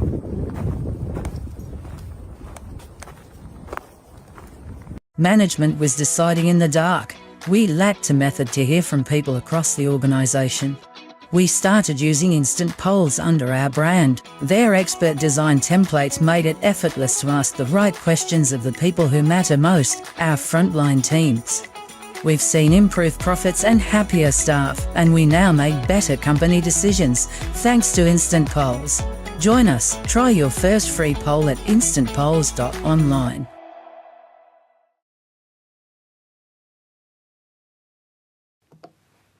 And welcome back to the Country Telegraph. Now, very emotional, by the way. I do get very emotional with what's happening to these beautiful creatures of God. We need to do better than that. This is not how humans should act. We should not do this. Animals rely on us. Maybe in this case, because they don't rely on us, that we're targeting them. Who knows? But horses around the world are in trouble, in particular in this country. Kiki Schuberg is a wildlife photographer who has followed and documented Brumbies for many years. Her Instagram page is Brumbie, or at Brumbie_strong. She knows them well, can talk to their family dynamics, and have been ripped apart by the shootings in the Kosciuszko National Park. First of all, Kiki, thank you for joining us. Thank you. Thanks for having me. I have to say your images are outstanding, and I've yet to see one that I don't get a little bit emotional about. Tell us what you've seen, some of the, and how, and I mean, if it affects me and others, how does it affect you? Because you're the one doing the photography. Yeah, it's hard to put into words sometimes. That's why I use my camera. It can be, it's a privilege, first of all, to be able to witness that and see and observe them, spend time with them. And it can be, very emotional, but it's also just the way of the wild. It's just ups and downs. Some days it's just pure joy and love and happiness, and some days there's a lot of sadness and grief, especially in the recent times. Because you know these horses well. I mean, and again, people, just an animal, which I think is abhorrent anyway. And I don't know how we got to this stage, but we are at this stage. Tell me about though the Brumbies and the packs and the family unity they have. Yeah, they have extremely strong family bonds, and you have the lead mare who's kind of leading the family, and then you have the lead stallion. And I think it's very, it's not just interesting, but the way they treat the young, the newborn foals and the yearlings and the family dynamics. There's a very strong hierarchy and the way things work that just provide love and safety and structure. And because I also grew up horse riding and I'm still around domestic horses, there's also there's just no kind of behavior problems as we see with domestic horses. So it's been absolutely fascinating to observe and watch, and also the way that they invasive species and parks talk about them as if they have no feelings and they completely disregard the fact that they're extremely sentient beings.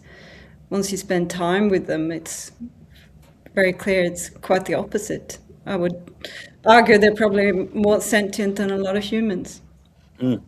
A great American is Ashley Avis, and you've worked with Ashley.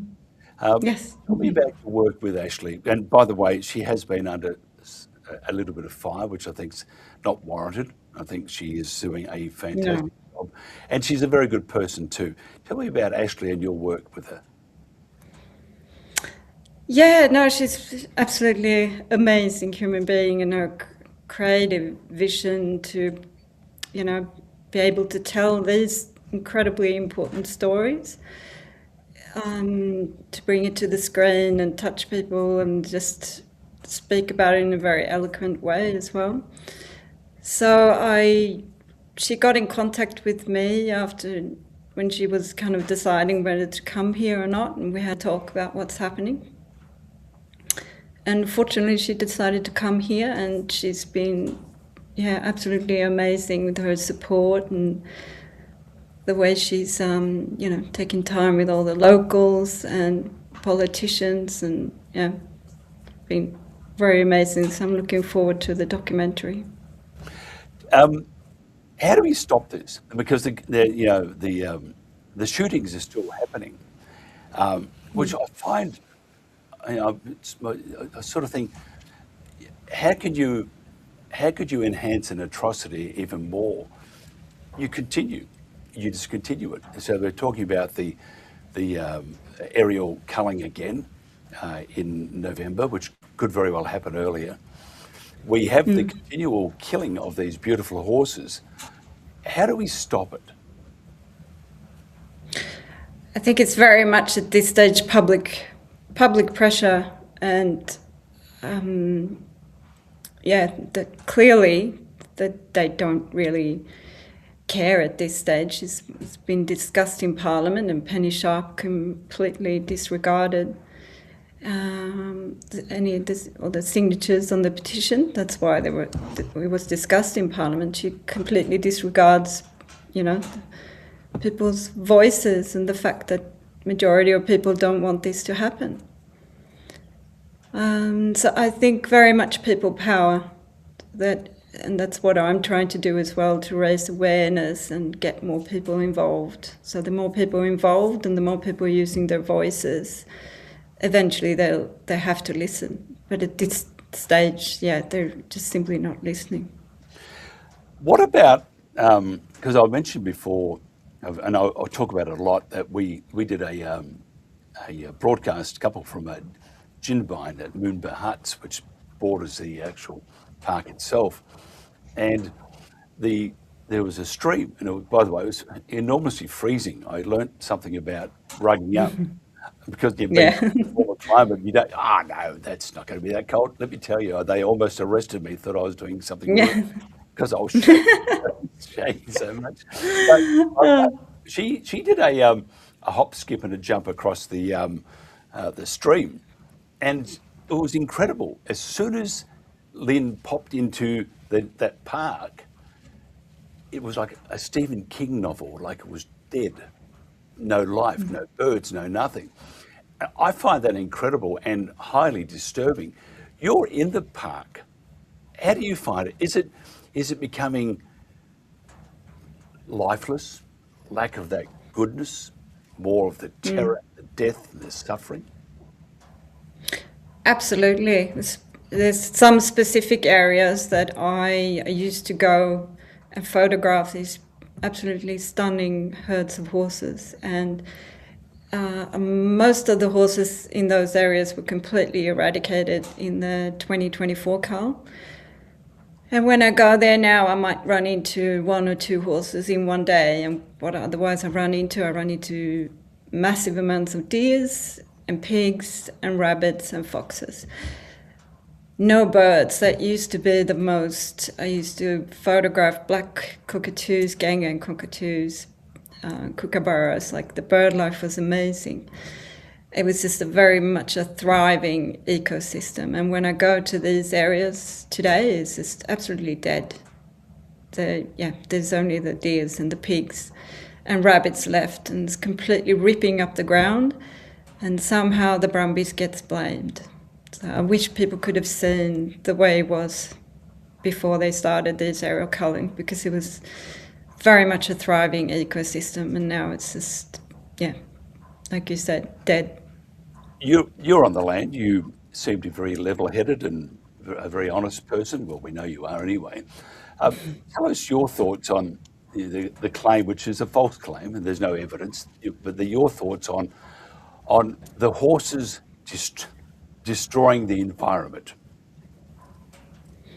Yeah, I haven't seen any of the evidence of that during the years I've photographed them. What I have seen is where there have been horses is, like I mentioned before, a thriving ecosystem. There are keystone species, and where they now been taken out, the nature just goes into disarray. They've been there for almost 200 years. You can't remove a species in a thriving ecosystem and then claim it's going to somehow recover when it's actually declining. So any of these so-called damages they claim is, I haven't seen any proof of that. Tell me about your work. Where can they, because you are famous throughout Australia, but where can they find your work? At the moment, I'm only on Instagram. So the Instagram page is called Brumbies Strong. So I'm looking at expanding to different platforms to help spread awareness and reach more people, as this is getting a lot more urgent. I'd just like to stress as well that it's just, people need to understand from people like me who are actually on the ground and see what's happening, that there's almost no horses left. There's, at the best, maybe 200 horses left, and they're claiming it's 16,000. And I've invited Penny Sharp, Joe McGowan, and a lot of the other politicians to actually come for a hike with me, come and see. There's some very serious decisions they're making to eradicate these horses, and they refuse to come and have a look for themselves. It's a shocker, and they are lying, and we're not going to. They are lying. Yeah.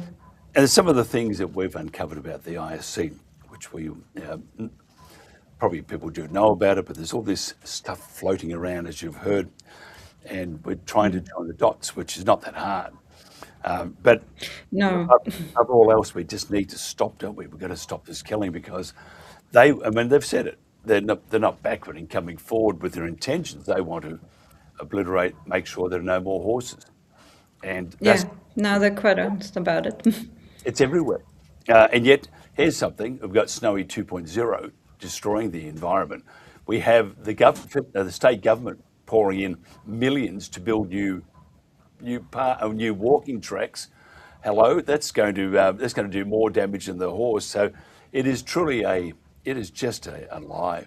And the sucking of life out of something that should be celebrated is truly it's just beyond comprehension, and we're seeing it unfold in front of us, which is just terrible.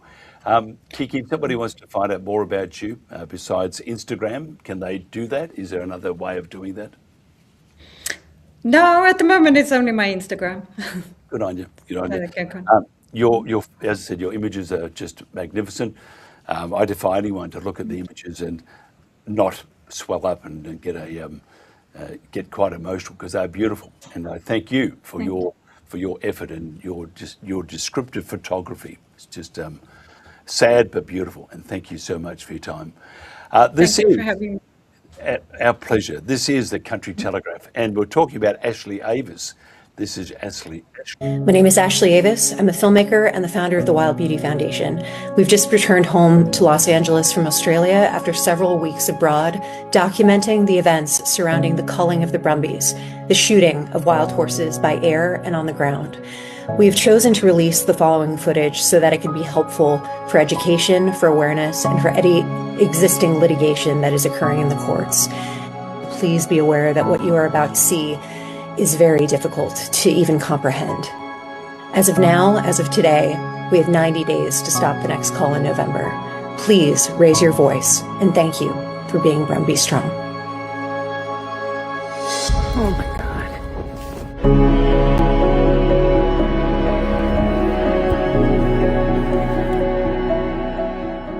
We've just hiked into the Kosciuszko National Park, and we have found this. This is the iconic Palomino stallion that you see in photographs that has driven tourists to come to this incredible natural tapestry, and instead you find violence. Another member of his family, a filly down the mountain, had been violently shot, and we come up here to find this, and this is not humane management. Penny Sharp, Chris Minns, Jack Goff at the Invasive Species Council, how you can condone this and how you can defend this as a method of management. They did an aerial cull here, shot all the horses here. Oh my God. Is that a heart? We've hiked out about 2 hours this morning with Kiki Shober, and this is what we found. An entire family shot down. That is the stallion. And I hope anybody watching this has the courage to stay with me. And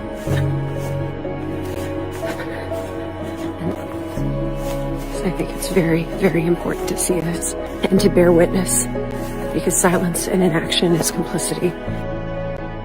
There's nothing humane about this. This is a mare that aborted her foal as she was being shot down. That is a baby. This was a family.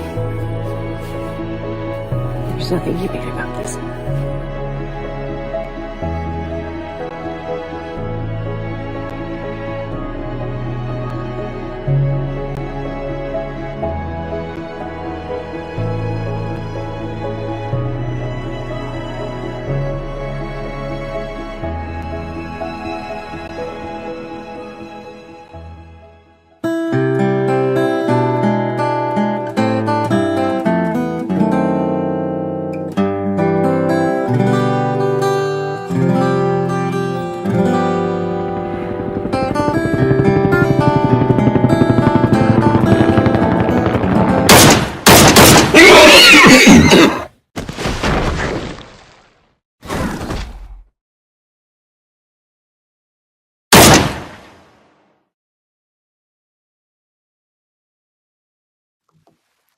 Welcome back to the Country Telegraph. And graphic, descriptive, we've got to stop it. What you're seeing is pure reality, and you have to stop it. It is not how Australians should act. David Lewis Mackay is a co-founder and director of Smart Soil. Smart Soil is an innovative...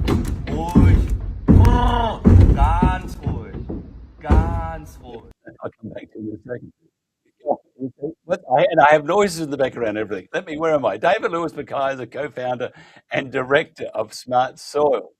Smart Soil is an innovative agricultural sustainability company, as I get my teleprompter to work now, that places soil health on the core of its solutions. They combine science, technology, and advanced practices to support farmers in optimizing productivity and regenerating their ecosystems.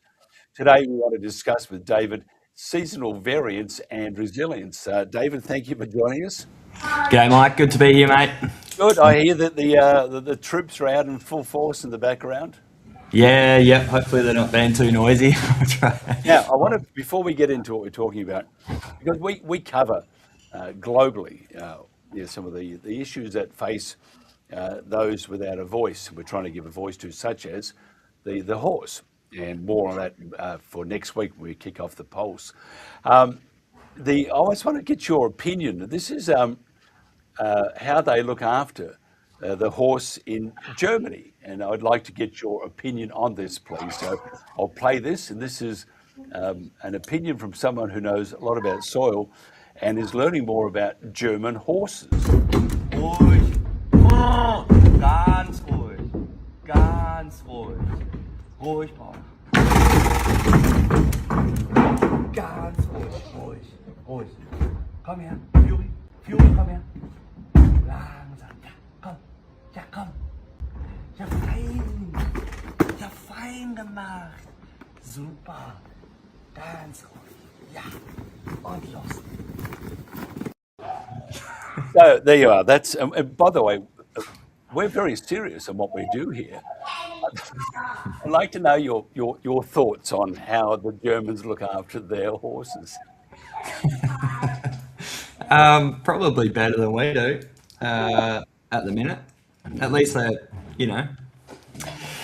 yeah, it's pretty horrific, to be honest. I'm still a bit rattled from that little clip before.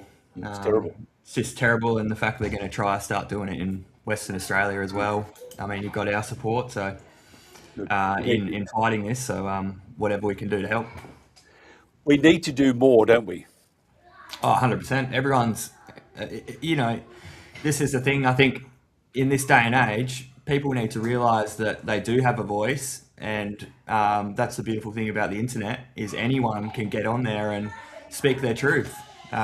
It takes courage, and you may cop a bit of backlash from the internet trolls, but at the end of the day, what's the point of having this amazing technology if we don't leverage it to make change and stop atrocities?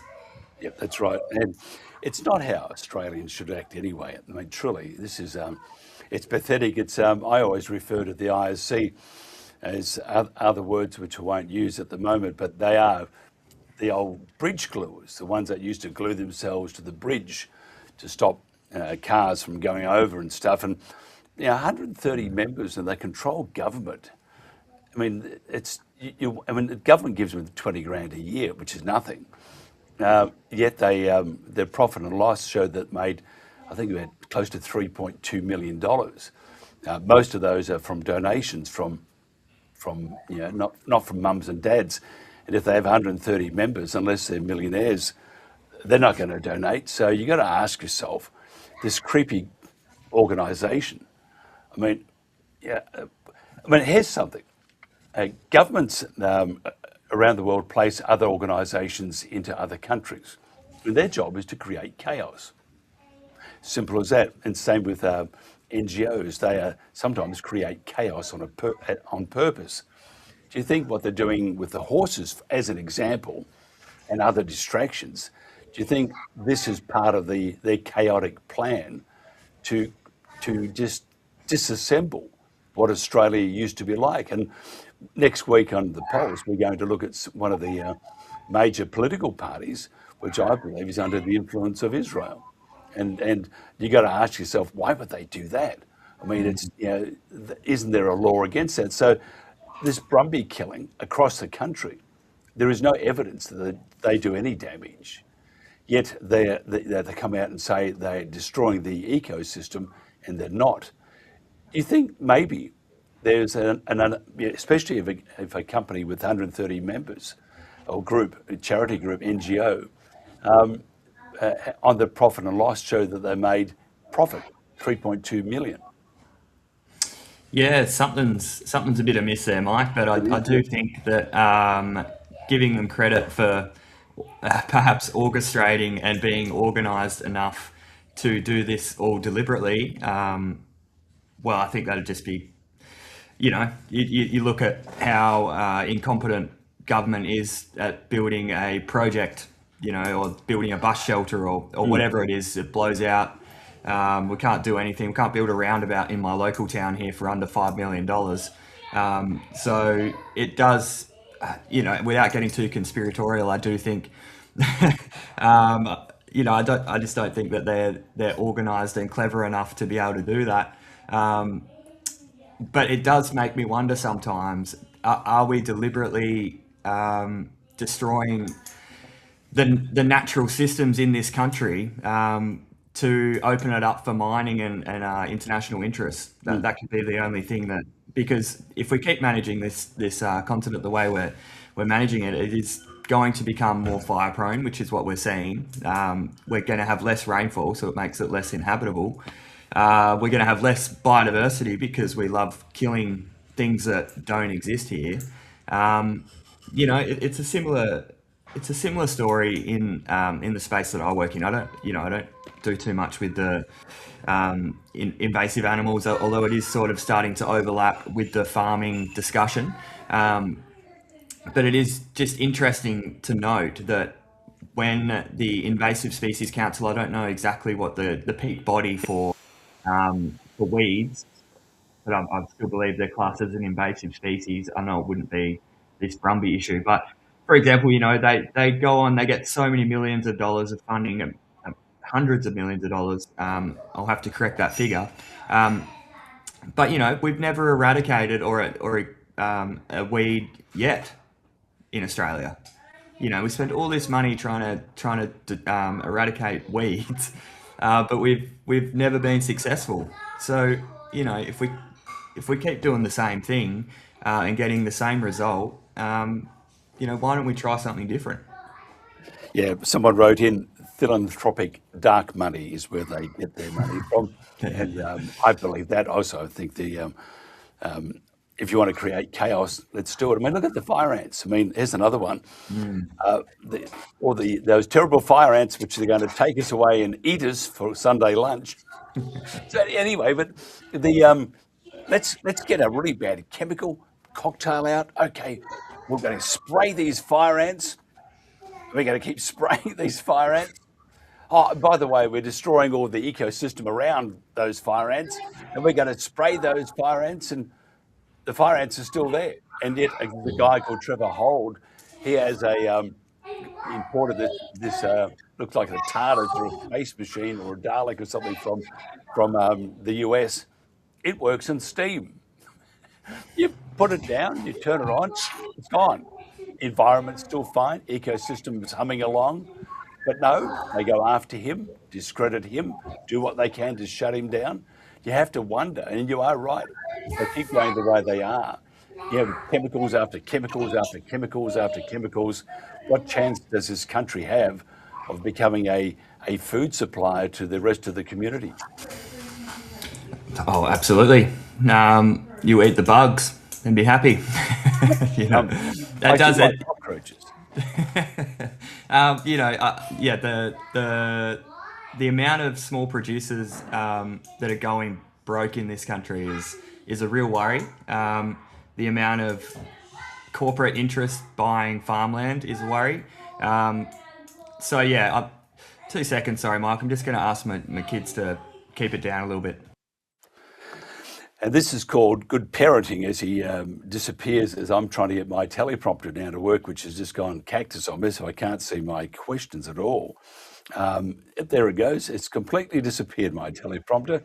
And David is back again. Good parenting, it's called. Good Parenting 101. Thank you again for coming back to us. Thanks, Mike. Wish I could say the same for my wife, who's meant to be keeping them quiet in there, but I won't bash her too hard. It is 6:30 in the morning over here, so we'll do what we can. So thanks for being so patient, listeners and everyone. Tell me, how do we fix the country when it comes to, because if you ain't got any soil, we ain't got a country basically. If soil is buggered, you can't grow much except weeds. How do we fix it?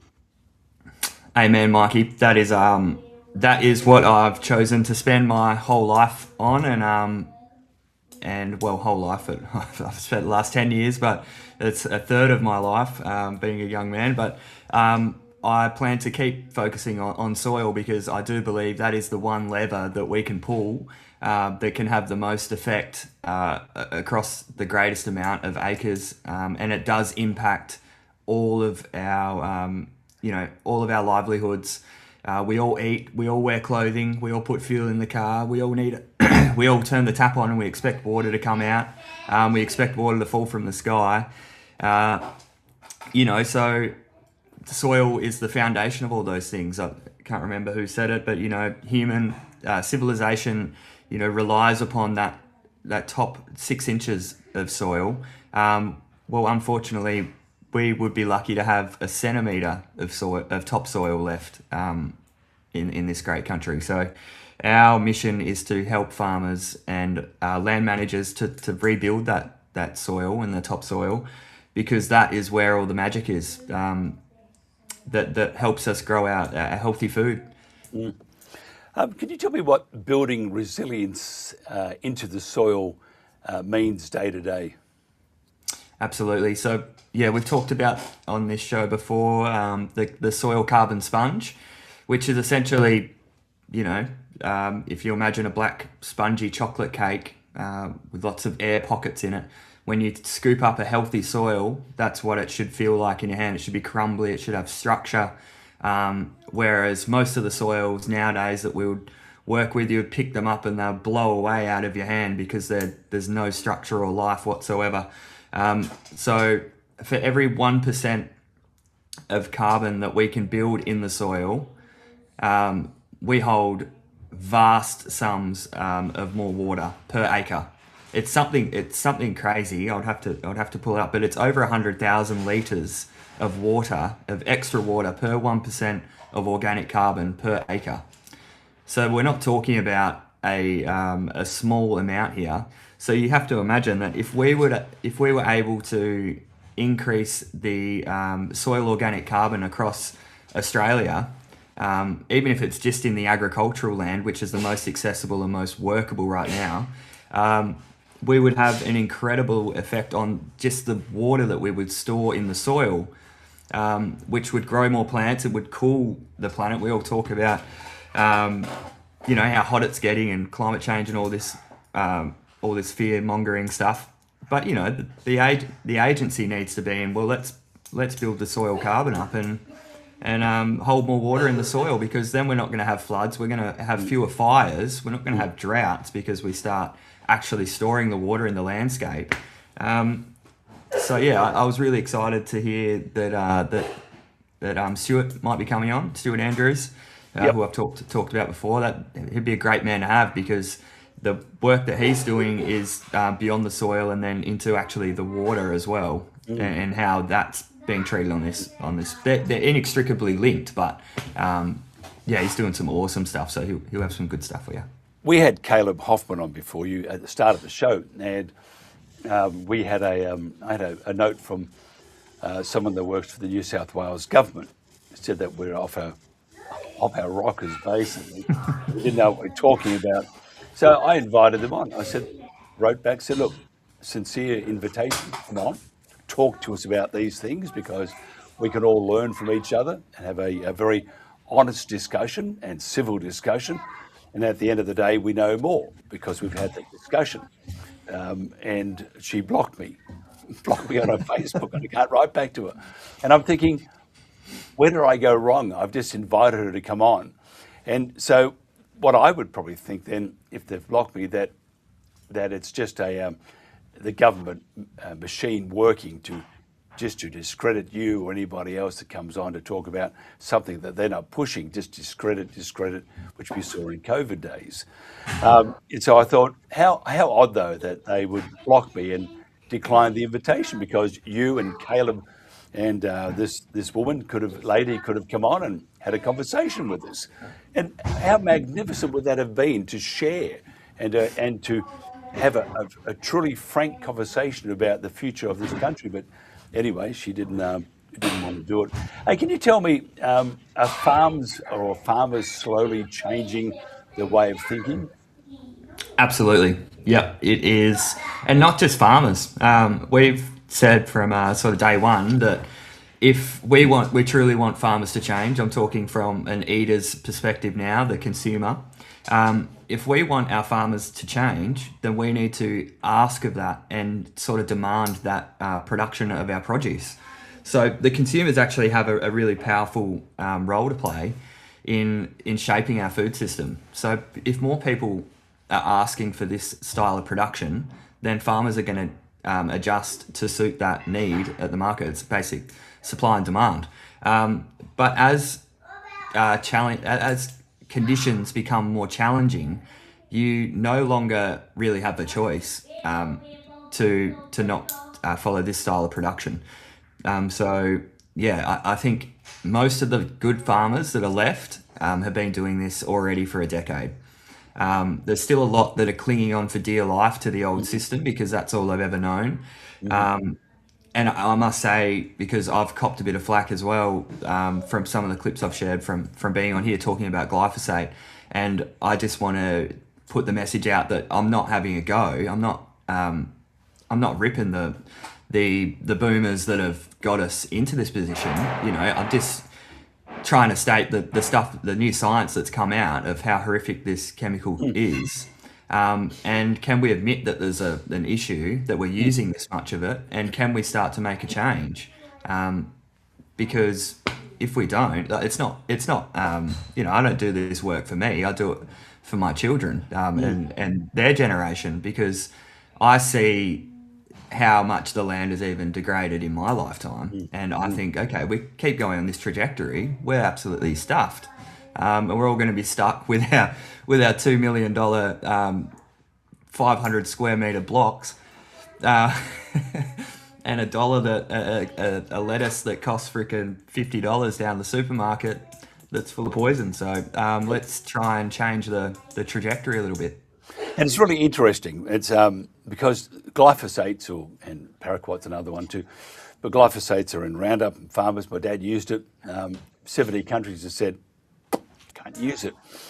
In this country, because it's quick, it's effective, which it is effective in killing those weeds, but the damage it's done, and because as we progress, we learn. You know, there's an old saying: the more we know, the more we realise how little we do know, and so we start learning. We start having better facilities, better management systems to understand that Roundup with glyphosate is just needs to be stopped.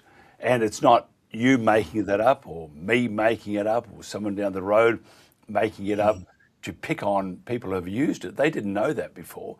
They do now know that it's an extremely dangerous cocktail of chemicals that's going to, you know, do damage to human beings. But we didn't know that before, and now we know it. To not actually say that we're picking on them or bucking the system it's just ridiculous. Precisely, Mike. Yeah, that's the thing that, you know, they were doing the best that they could with the technology and the information they had at the time.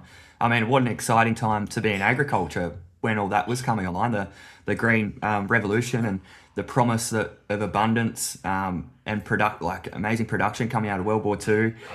Fantastic for the munitions companies that were making all the bombs and gunpowder, because they were like, okay, we've got all these facilities that make munitions. With the war's over, what are we going to do with them? We can make nitrogen fertilizer, sell it to farmers. Yep, freaking awesome. I saw a video of a guy, and you know, it's, you know, alarmism at its worst, but you know, the fact is El Nino, we are expecting El Nino to occur. To what extent, you know, time will tell. But what should farmers be doing now that might help them through El Nino? Because El Nino basically means no water, doesn't it? Yeah, well, certainly less water and or more water in places where they don't get water, and less in the places they need it, sort of thing. So the rainfall patterns are certainly changing, but again, but for Australia, it's going to be some quite dry times. How can they protect themselves though? Because it's all very well talking about doomsday, but we need to take measures. Yes, yeah, totally. So definitely by planning ahead. If you're carrying livestock, I'd certainly be looking into tools and methods like holistic planned grazing, which is just there's so much data backing that method of management now for livestock that that you grow more grass, you build healthier soil. So you should be definitely looking into that if you have livestock, and then doing something like an intercrop or a cover crop, or something to keep the soil covered. So if we're going into dry times, the best thing that we can do is have an armour or a mulch on top of our soil, which a lot of the time can be done by just growing an intercrop or basically a crop underneath your main cash crop. So once they come through the headers and they take off their cash crop, then there's something emerging underneath, a green living plant that's going to feed that soil, keep that soil alive. And then any rain that we do get, if you have a mulch on the surface, it's actually going to infiltrate and stain your soil. So that's a couple of methods that I might be looking at. Maybe really cutting our costs of production down. So just to try keep a bit of a buffer in the bank for if the season does get to the point where we have to start bringing in feed. It's not a super surprise, and we have to rely on Big Daddy government to buy our hay for us. So something like that, just spending less, maybe cutting our fertilizer rates down a little bit, maybe cutting our, if we're using pesticides, herbicides, fungicides, maybe dropping some of them out, because that's a huge cost that is actually setting your system back.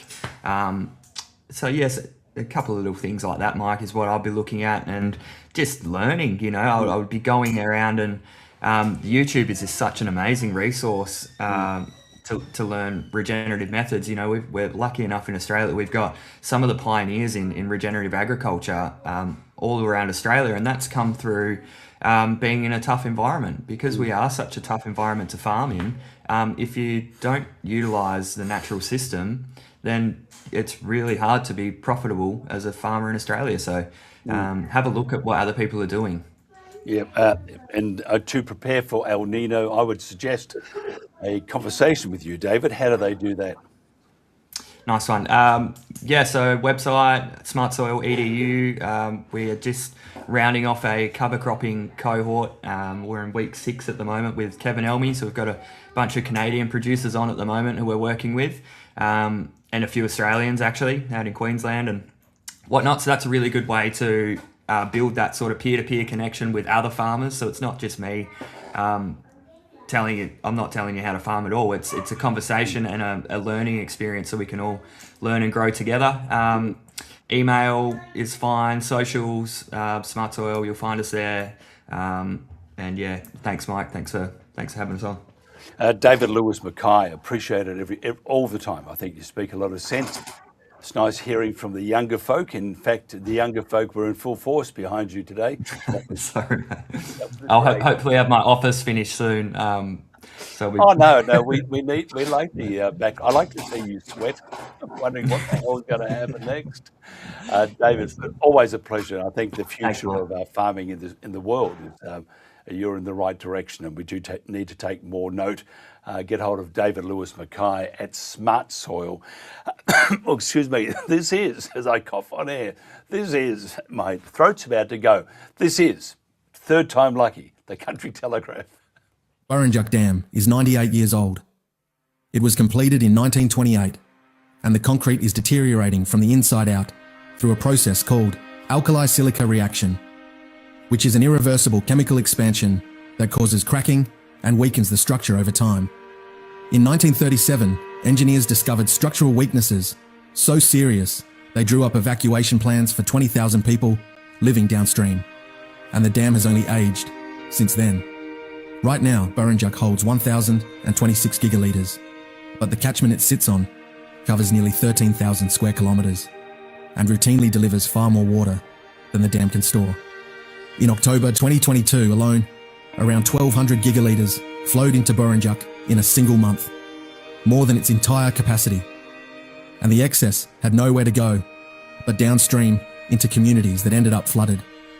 That year was Australia's costliest natural disaster on record, with $5.56 billion in insured losses and 10 million tonnes of grain destroyed. The proposal is to rebuild Burrinjuck with a new wall that takes capacity from 1,026 gigalitres to 4,000 gigalitres, which is an additional 3,000 gigalitres of storage. To put that in perspective, the federal government has spent $7.2 billion recovering approximately 2,100 gigalitres through buybacks under the Basin Plan, and buying 3,000 gigalitres on the open market at current prices would cost anywhere from $27 billion to $60 billion. Building the storage costs between $4 and $6 billion. On top of that, a rebuilt Burrinjuck could generate 100 to 200 megawatts of hydroelectric power, bringing in $40 to $60 million a year in energy revenue. It could dedicate over 650 gigalitres to environmental flows without competing with irrigators. And it would act as a flood buffer that protects downstream communities the way Dartmouth Dam does on the Murray, where 70% of flood events have been completely absorbed since it was commissioned. The Murray-Darling Basin produces $30 billion in agricultural output every year and supplies over a third of this country's food. Rebuilding Burrinjuck secures that food production, protects communities from floods, generates clean energy, delivers environmental water, and replaces a dam that is approaching the end of its structural life. Every year we delay this decision. The dam gets older and the cost of inaction gets higher. Better get a boat. Could you imagine rotting from inside? Now, if you're living in Yass, I think down at here on the Gold Coast, we've got a big boat yard. Someone special, you could perhaps get one and tow it behind the Massey Ferguson. Thank you so much for being part of today's show. You said we are changing to the pulse. Many, many more hours. It will eventually go 24/7 again. Very hard. We used to do that. We're going to bring it back and become the voice of the voiceless. And in this case, real Australia's voice. That's what we're going to do. And we do need a voice. We do need to be part of this country, not to be ostracised or made to feel like we're, inverted commas, cookers or whatever. It's our country. It's not the overseas corporations. And next week, by the way, as I said, I have an inkling, or I have more than an inkling. I'm just wondering why a foreign government is putting its nose into the business of Australians. I'll have that next week because people aren't going to like what I have to say, but it's true and it's so obvious. Until tomorrow, have a great day. Thank you so much for your time. Spare a thought for the Brumbie. The Brumbie is Australia and it deserves a fair go. And Australians should not turn their back on their mates. Until tomorrow, be good, be cool, all that sort of stuff. Cheers. Tell my fool I kept on running. Tell my mare I heard her cry. Tell the mountain I belonged here. Tell the wind I said goodbye.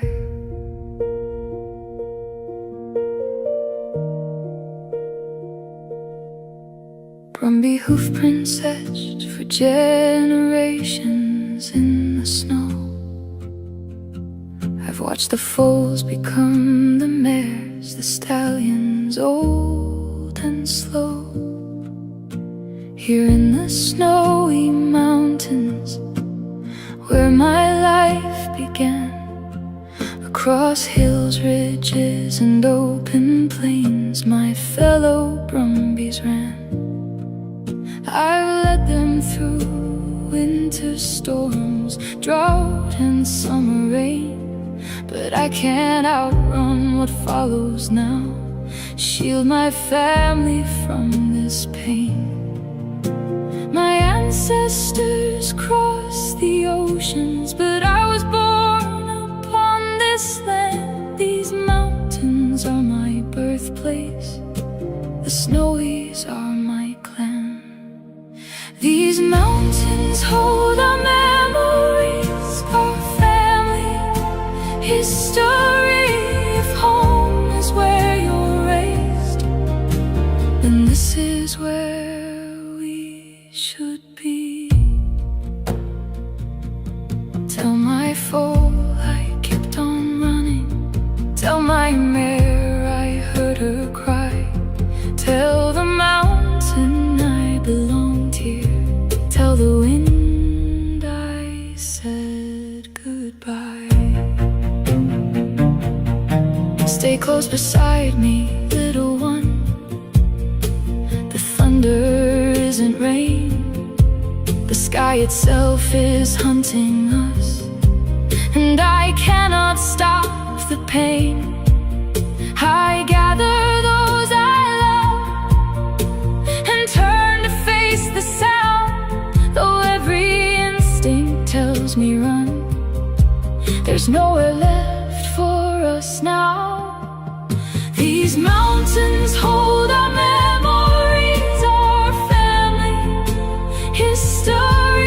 If home is where you're raised, then this is where we should be.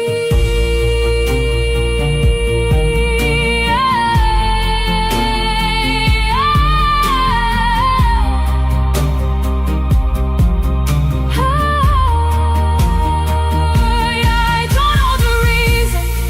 I hear the echo of final sound, deadly thunder overhead as I fall upon the ground. Thunder again and again. My heart grows quiet as bullets rain. I thought I had more seasons, more rivers left to roam, more sunrises with my Kosciuszko clan before the mountains called me home. Tell them I was born here, my grandfathers fought their wars. Remind them that this was our home. The snowy mountains were ours. Tell my fool I knew her fear. Tell my mare I heard her call. Tell my fool I tried to save them. Tell the wind how Brumbies fall. Tell my fool I kept on running. Tell my mare I heard her cry. Tell the mountain I belonged here. Tell the wind I said goodbye.